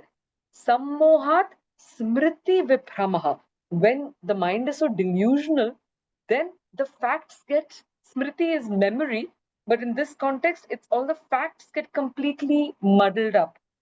Now, if the facts of the matter of the context are muddled up, then your intelligence. So if the basis is all Actually, noisy this and is muddled coming like tamas, up. This is coming up later. We haven't reached this point which you're talking about in this Acha, no, chapter. because I heard the sequence. He mentioned it just a few lines ago. Yes, He but yeah, mentioned it, it's coming and later. then he comes to this again. Acha, acha, acha. And We then haven't reached. just to close, then he says once the buddhi or your discretionary intelligence is corrupted, then Buddhi pranashyati. Then nashat pranashati. exactly, buddhi nashat pranashyati. That sort of a sequence.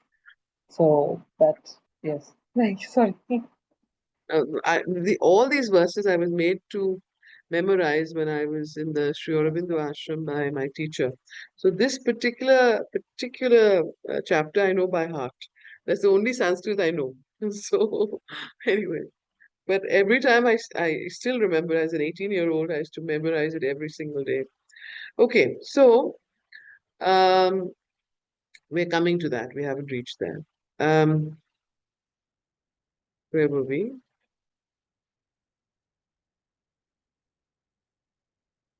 The place of the sensuous object ridden pleasures and repulsions of the mind. This is the true way of liberation.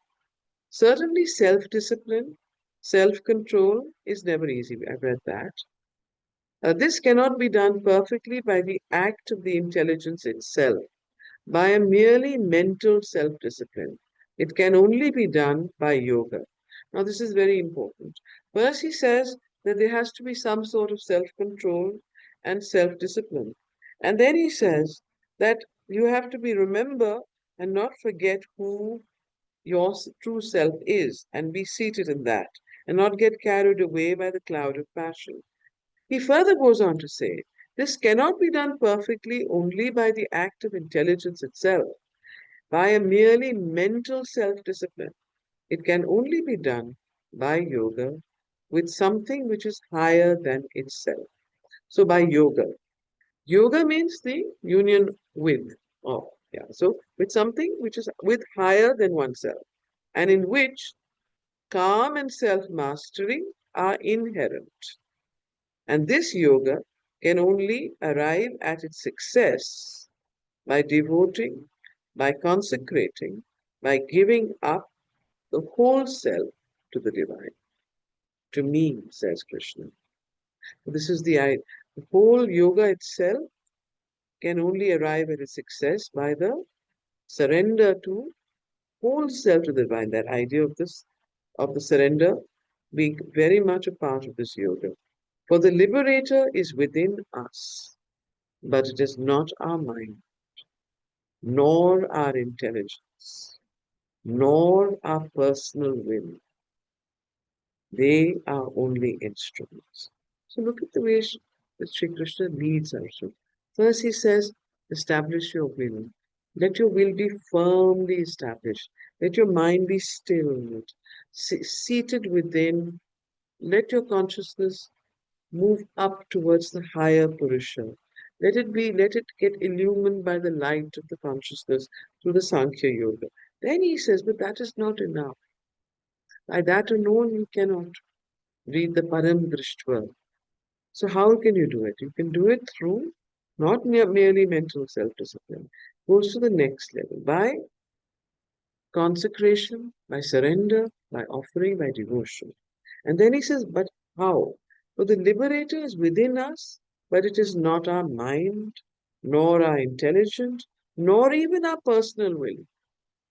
They are great instruments, they're great helps, but that is not the ultimate. It will not lead you uh, to what is the self mastery. It will only aid you towards it. It is the Lord in whom, as we are told in the end, we have utterly to take refuge. And for that, we must at first make him the object of our whole being and keep in soul contact with him. So, this soul contact with the Lord, and to make this the object of our whole being. This is the sense of the phrase, he must sit firm in yoga, wholly given up to me. But as yet it is the merest passing hint after the manner of the Gita. 3 words only, which contain in the seed the whole gist of the highest secret yet to be developed. Yukta Asita Matpara. What is this particular? He must sit firm in yoga, wholly given up to me. What is that phrase? Anurag? Yogastha kuru karmani. Purpel. Yogastha kuru karmani means being established in yoga. In yoga. Acts. Act. So if this is done, then it becomes possible to move among the objects of sense. So if you are um, So, if you are sitting, if you are seated in yoga, siddhir muni ruchate, so that you're able to move amongst the objects of desire, of senses, of the outer world.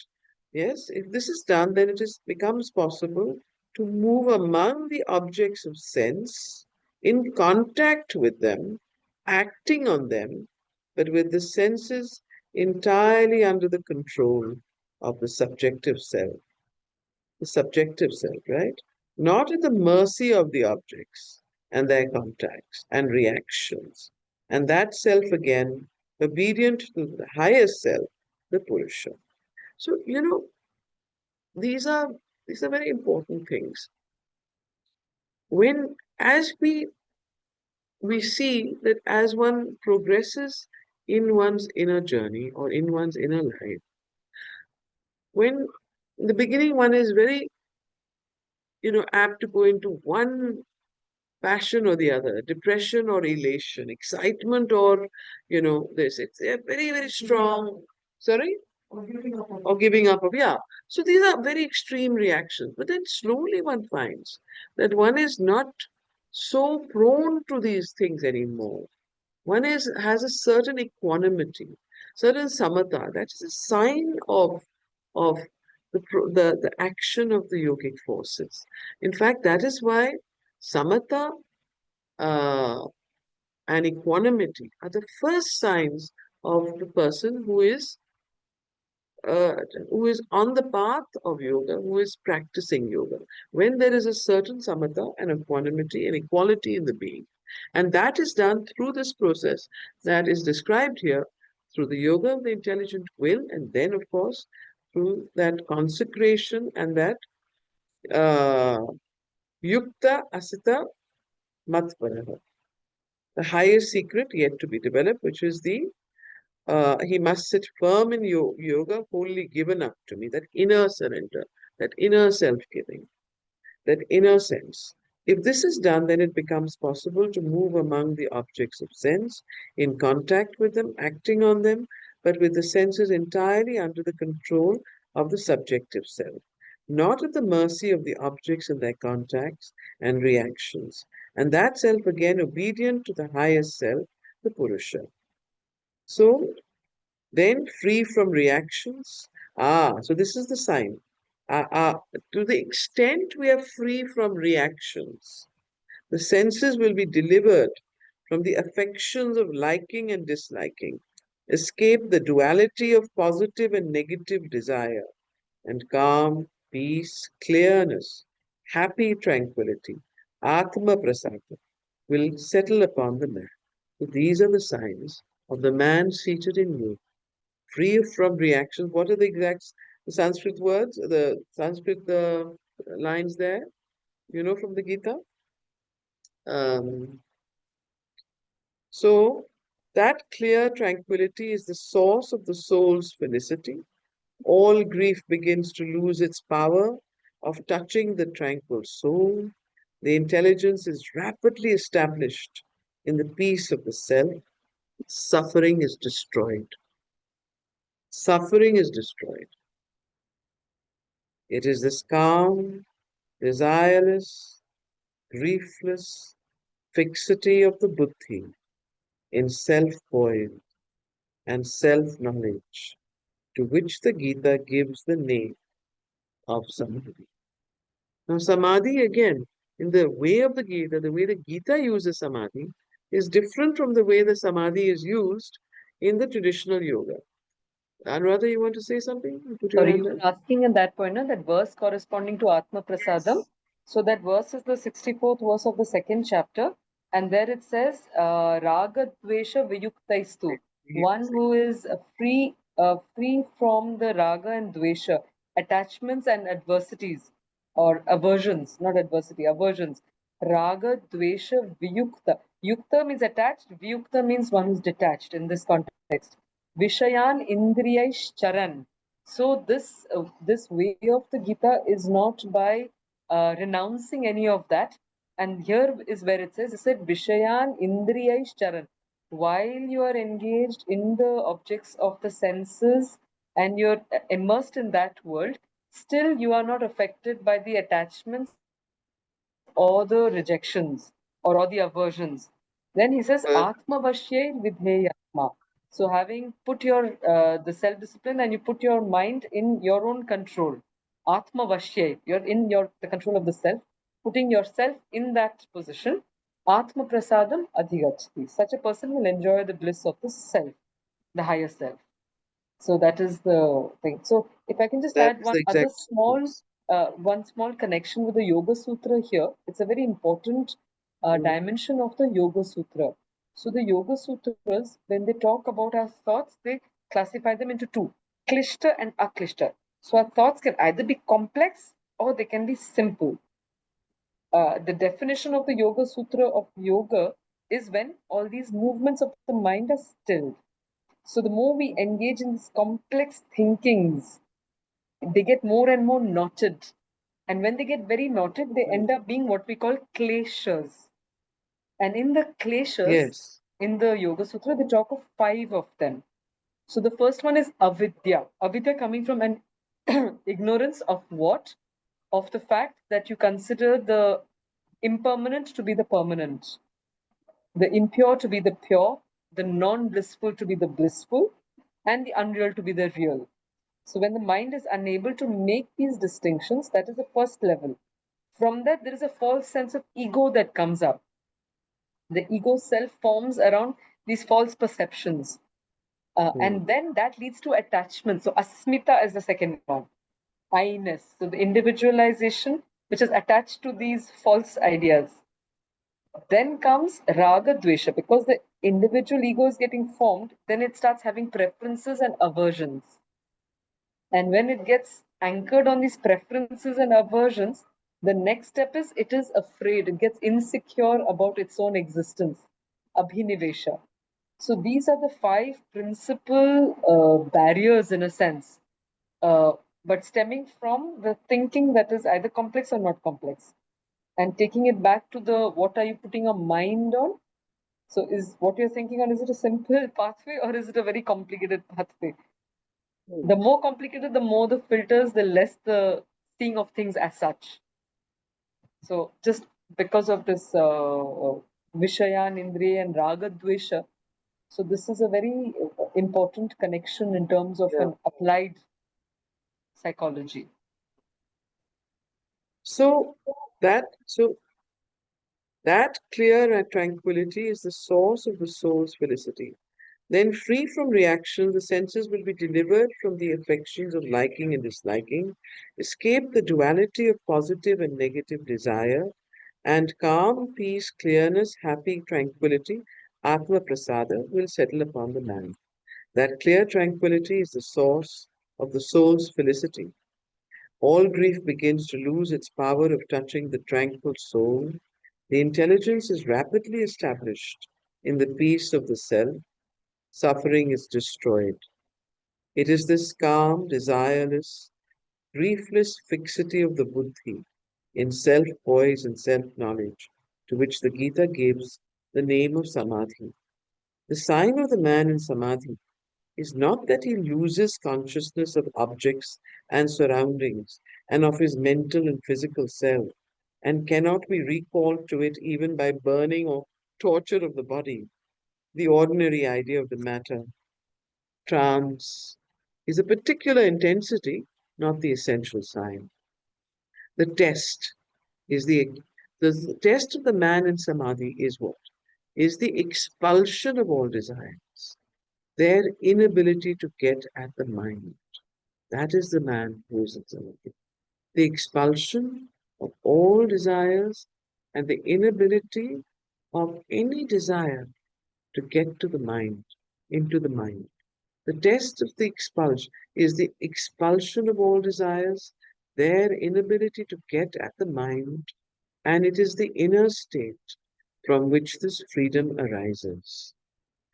The delight of the soul gathered within itself, with the mind equal and still and high poised, above the attractions and repulsions, the alternations of sunshine and storm and stress of the external life. It is drawn inward even when acting outwardly. It is concentrated in self even when gazing out upon things. It is directed wholly to the divine, even when to the outward vision of others, busy and preoccupied with the affairs of the world. So it is directed wholly to the divine, even when to the outward vision of others, busy and preoccupied with the affairs of the world. Wonderful lines. So it is very difficult for someone else to know what your mind and where it is directed. So even if you are busy with the outward life of day-to-day life, it is where the inner concentration of the will is and where the inner, what should I say, self-offering and consecration is. So what Mother says, remember and offer, remember and offer. And these are the things that when you start practicing this in the outward, you know, life, that is when you're really doing yoga. Because what is Sri Krishna trying to ask you, Arjuna to do? He's asking him to fight a terrible battle outwardly, full of passion and strength, and yet be in yoga while practicing it. Completely dwelling on Sri Krishna, completely consecrated, surrendered to the divine, keeping the divine consciously in his heart and keeping his whole will centered in the highest plane of the divine consciousness, and yet going into the outward world and doing the worst kind of massacres and fighting with his cousins and brothers and grandfather and grandsires and whatever it is. So it is such an amazing thing that here Sri Krishna is trying to explain. So how does he do it? This is so important. That's why the attraction of the Gita to the modern mind. It is drawn. So what is the test of the man in samadhi? Samadhi, expulsion of all desires, inability to get at the mind. It doesn't mean that you don't enjoy. It is that it is not, you are not subject to the dualities, the passions, the repulsions and attractions, the alternations, sunshine and storm and stress of the external life. You are able to keep a certain detachment and stillness and quietude. It is drawn inward even when acting outwardly. It is concentrated in self even when gazing out upon things. It is directed wholly to the divine, even when to the outward vision of others, busy and preoccupied with the affairs of the world. Arjuna, voicing the average human mind, asks for some outward, physical, practically discernible sign of this great samadhi. He asks Sri Krishna, how does a how does such a man speak? How sit? How walk? And then Sri Krishna answers, no such signs can be given, nor does the teacher attempt to supply them. The only possible test of its possession, of this possession of samadhi, is inward. And that there are plenty of hostile psychological forces to apply it. So what he says is, but the only possible test of this possession is inward, and then there are plenty of hostile psychological forces to apply. What does this mean? Hostile psychological, plenty of hostile psychological forces to apply. What does this mean? Anyone? The outer shocks of life, the tests. Hmm? The You say? tests. My voice No. is gone. The Yeah. tests, the outer shocks of life, the adverse forces. Uh, yeah.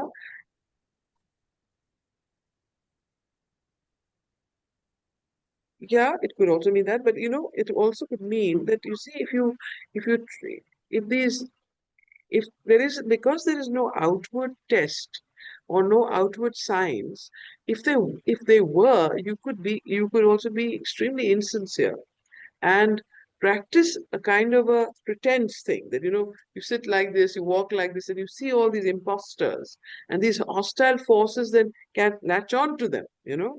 So you have to be very careful of these imposters that you meet who are great yogis who wander around. We have quite a few of them in this world. Okay. Discernment. Right? Yes. There is also So, the yes, Amitaji is also reference to the Vedic forces at work. So the Vedic yes, worldview is that it's all this play largely between the two forces of light and darkness. So these hostile forces are Cassius. acting through different human beings, through us, through Yes, different temptations. So the panis are the temptation, the vritras would be yes, the coverers, the tasyu would be the dividers. So they are exactly. So in those, action. yeah, and that action is even now. I mean, these are really real psychological forces even today. They have been named in the Vedas very beautifully and actually curated there. But they are very much what can even attack us today if we are insincere. So he's pointing towards, don't be insincere. Be real in your quest. Don't ask me how to stand and walk and be and sit, and it's not an outer uh, you know thing. Okay. So no such signs can be given, nor does the teacher attempt to supply them. But the only possible test of its possession is inward, and that there are plenty of hostile psychological forces to apply. Equality is the great stamp of the liberated soul, and of that equality, even the most discernible signs are still subjective. A man with mind, a man with mind untroubled by sorrows, who has done with desire for pleasures, for whom liking and wrath and fear have passed away. Such is the sage whose understanding has become founded in stability. So here is the wonderful verse of the Gita that you earlier mentioned. What is that verse in Sanskrit? Exact translation? You're muted, Anuradha. You're muted, Anuradha. You're muted. Sorry, it starts like this. It goes Sukha dukhe same kritva labha labhau jaya jayau. Okay. Labha. I don't have the whole jaya jayau here. Sukeshu manudiginamana, dukkeshu That's the one. vigataspriya, vita raga bhaya krodha, Bhaya stidhira krodha muni uchate. sthitati That muni. is the, Yes. yeah. Okay. Okay. So a man with mind untroubled by sorrows, who has done with desires for pleasures, for whom liking and wrath and fear have passed away. Such is the sage, whose understanding has become founded in stability. He is without the triple action. Triple action. He is without the triple action. Tamas, Rajas, and Sattva. He is without the triple action of the qualities of Prakriti, without the dualities, pain, suffering, grief, joy, and whatever, ever based in his true being, without getting or having, possessed of his self. For what gettings and havings has the free soul? Once we are possessed of the self, we are in possession of all things. So, what is this? Once we are possessed of the self, we are we are in possession of all things, seated within, possessed of the self with a capital S, seated within, possessed of the self, that self which is the portion of the divine in us, the Purusha, the divine, our soul. Once we are seated in the soul, we are completely identified and have what you could call it a psychic being, the soul, the Atma. Then that man is the one who is liberated and is a man that we can say is in samadhi. So a man with mind untroubled by sorrows, who is done with desires for pleasures, from whom liking and wrath and fear have passed away, such is the sage whose understanding has found stability, has become founded in stability. He is without the triple action of the qualities of Prakriti, without the dualities, ever based in his true being, without getting or having, possessed of his self. For what gettings and havings has the free soul? Once we are possessed of the self, we are in possession of all things. And yet he does not cease from work and action. There is the originality and power of the Gita.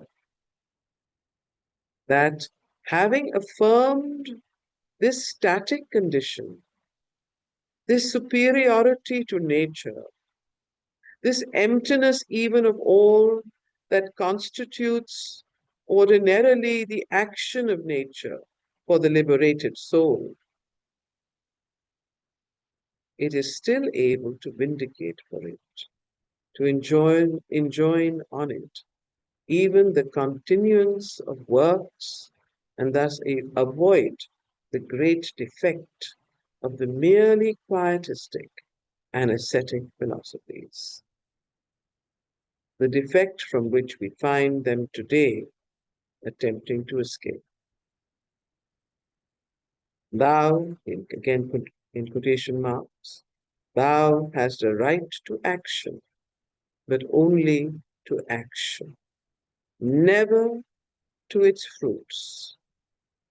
Let not the fruits of thy works be thy motive, neither let there be in thee any attachment to inactivity. Close quotation marks. You know the verse, Sanskrit? Say it. You're muted. कर्मण्येवाधिकारस्ते मा फलेषु कदाचन मा कर्म फलहेतुर्भुः मा ते संगोस्तु अकर्मणि. This So is one of the most कर्मण्येवाधिकारस्ते, yes, you have right only. right to action. So this is, Ma of course, a very phaleshu. famous verse. We've all heard it in the Mahabharata that we see on television 100 times. It starts with this verse, the singing of this wonderful verse. So this is what Sri Krishna tells Arjuna there. You have a right to it, but not to the fruits of the world. Let not the fruits of thy works be thy motive. Now, this is a very interesting thing. Let not the fruits of thy works be thy motive. How does that translate in our ordinary practical life, in the morning, in our work? So when you do your work, what do you do it for? It's a question to ask yourself. You do it for the delight of doing it, for the perfection of doing it, for the wondrous idea that you're able to perform, to work for the divine. So this self-delight, when that self-delight of doing work for the sake of the work and not for the sake of the fruits of the works becomes the motive power of your action, you have started on this wonderful path. Started, I'm saying. Okay?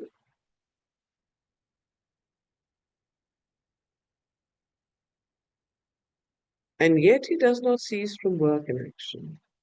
This is the originality and power of the Gita. Then he says, thou hast a right to action, but only to action, never to its fruits.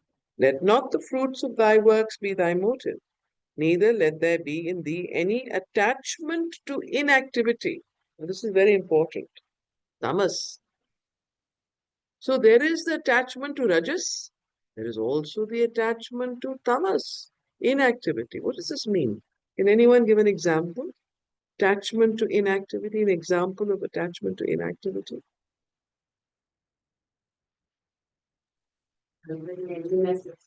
No? All of us suffer being lazy.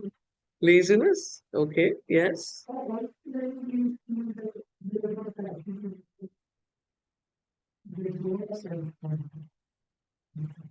Oh yes. So then you have this false sense that I don't want to get attached to anything. So you withdraw and you get into a sense of a terrible tamas and you think that you're progressing very much. But actually you're doing nothing. You're just withdrawing from the battlefield. This is what happens to Arjuna when he says, I will not fight.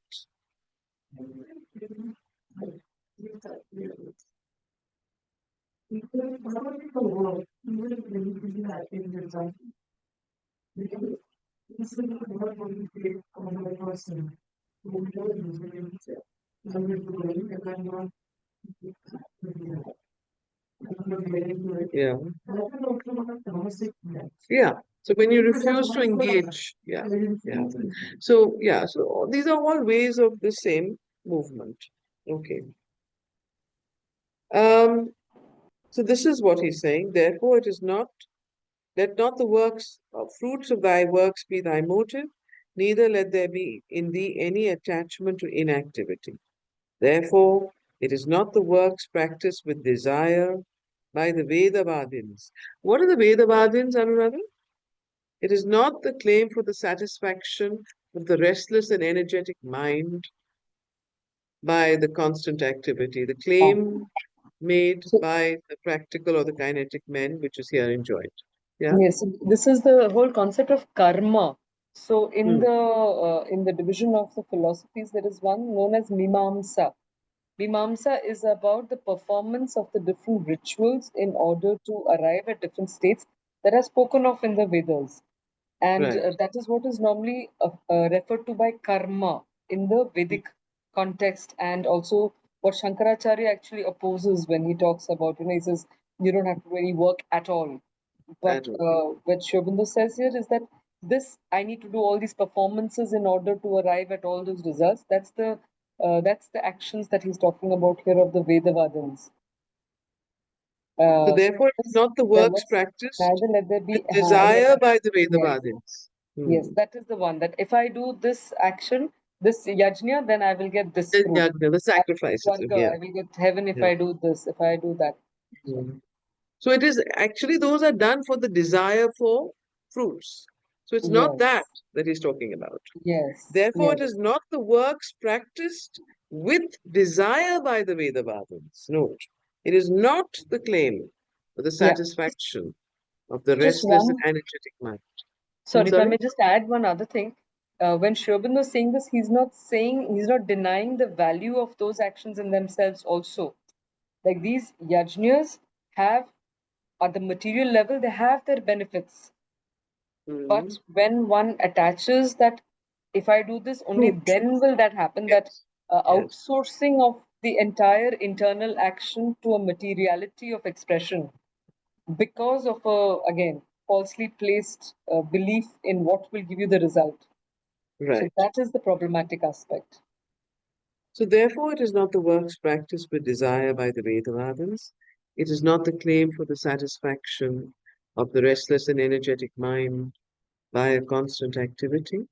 The claim made by the practical or the kinetic man, which is here enjoined, fixed in yoga, do thy actions, having abandoned attachment, having become equal in failure and success, for it is equality that is meant by yoga. So this is what is what is what is meant by yoga, fixed in yoga. It is not what the Vedavadins are doing for with desire, with the sacrifices and the yajnas, but neither is it the satisfaction of the restless and energetic mind by constant activities, which is the claim made by the kinetic, practical, kinetic mind, which is here enjoined. What is enjoined here? Shri Krishna tells Arjuna, fixed in yoga, do thy actions. Having abandoned attachment, having become equal in failure and success, for it is equality that is meant by yoga. Action is distressed by the choice between a relative good and evil. The fear of sin and the difficult endeavor towards virtue. But the liberated who has united his reason and will with the divine casts away from him even here in this world of dualities, both good doing and evil doing. So Action is normally distressed by the choice between a relative good and a relative evil, and the fear of sin and the difficult endeavor towards virtue. But the liberated who has united his reason and will with the divine casts away from him even here, in this world of dualities, both good doing and evil doing, where he rises to a higher law beyond good and evil, founded in the liberty of self knowledge. Such desireless action can have no decisiveness, no effectiveness, no effective motive, no large or vigorous creative power? No, not so. So he asked this question that such desireless action, can it have no decisiveness, no effectiveness, no efficient motive, no large or vigorous creative power? Then he answers, not so. Action done in yoga is not only the highest, but the wisest, the most potent and efficient, even for the affairs of the world. For it is informed by the knowledge and will of the master of works. Yoga is skill in work. So, what is yoga defined in the Gita? Yoga is skill in works. That all action directed towards life leads away from the universal aim of the yogin, which is by common consent to escape from bondage to this distressed and sorrowful human birth? Not so either. So these are the questions that he raises and then he answers each one of them. But all action, when directed towards life, leads away from the universal aim of yoga, which is by common consent to escape from bondage to this distressed and sorrowful human birth. Is that so? Not so either. The sages who do works without desire for fruits and in yoga with the divine are liberated from the bondage of birth and reach that other perfect status in which there are none of the maladies which afflict the mind and life of a suffering humanity. The status he reaches is the Brahmic condition. He gets to firm standing in the Brahman, Brahmi Sthiti. It is a reversal of the whole view, experience, knowledge, value, seeing of earthbound creatures. Reversal of the whole view. So this reversal of consciousness is spoken a lot by the mother too. So, shall we finish this paragraph or shall we? Yes? Makes sense because otherwise we lose the thought. Yeah, 1 minute. The status he reaches is the Brahmic condition. He gets to the firm standing in the Brahman, Brahmi Sthiti. It is a reversal of the whole view, experience, knowledge, values, seeings of earthbound creatures. This life of the dualities, which is to them their day, their waking, their consciousness, their bright condition of activity and knowledge, is to him a night. So it's such a reversal of consciousness that takes place. When you reach this Brahmic condition, when you are in this in the Brahmi sthiti, then what is day for them is night for you. You know, the whole consciousness gets completely turned. What mother said, one day, moment you turn your consciousness, when the psychic comes forward, when the psychic begins to guide the soul, when the Purusha begins to guide the Prakriti, when yourself, when you are immersed in yourself, in the soul, and you are acting from there, when you are free from the bondage of the dualities of nature, then what happens? Complete reversal of consciousness, this life of the dualities, which is to them, their day, them is an ordinary man, their waking, their consciousness, their bright condition of activity and knowledge, is to the man seated in yoga a night, a troubled sleep and darkness of the soul, that higher being which is to them a night, to them meaning the ordinary man, a night, a sleep in which all knowledge and will cease, is to the self-mastering sage his waking, his luminous day of true being, knowledge and power. They are troubled and muddy waters disturbed by every little inrush of desire. They means the ordinary man is is a whole thing of troubled and muddy waters, disturbed by every little inrush of desire. He, the sage settled in understanding, is an ocean of wide being and consciousness which is ever being filled, yet ever motionless in its large poise of his soul. All the desires of the world enter into him as waters into the sea, yet he has no desire nor is troubled. For while they are filled with the troubling sense of ego and mine and thine, he is one with the one self in all, and has no I or mine. He acts as others, but he has abandoned all desires and longings. He acts like other beings. There's no difference in the outer actions of such a man, but he has abandoned all desires and their longings.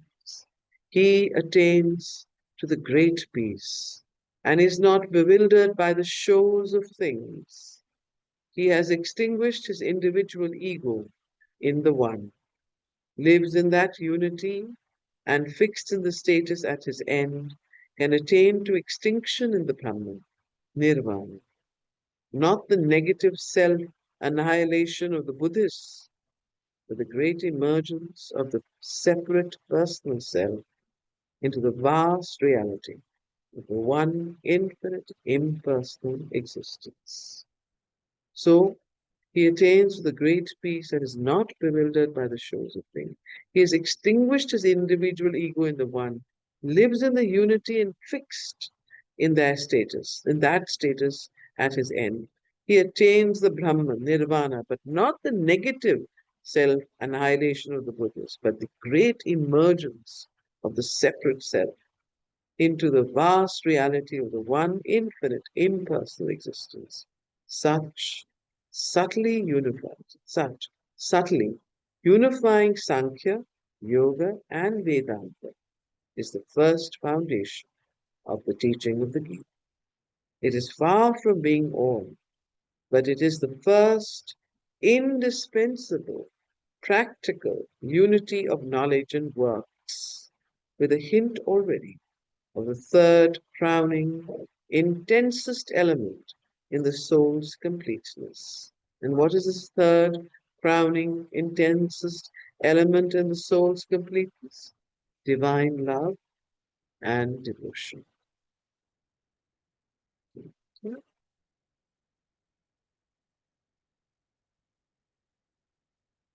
1 minute of concentration.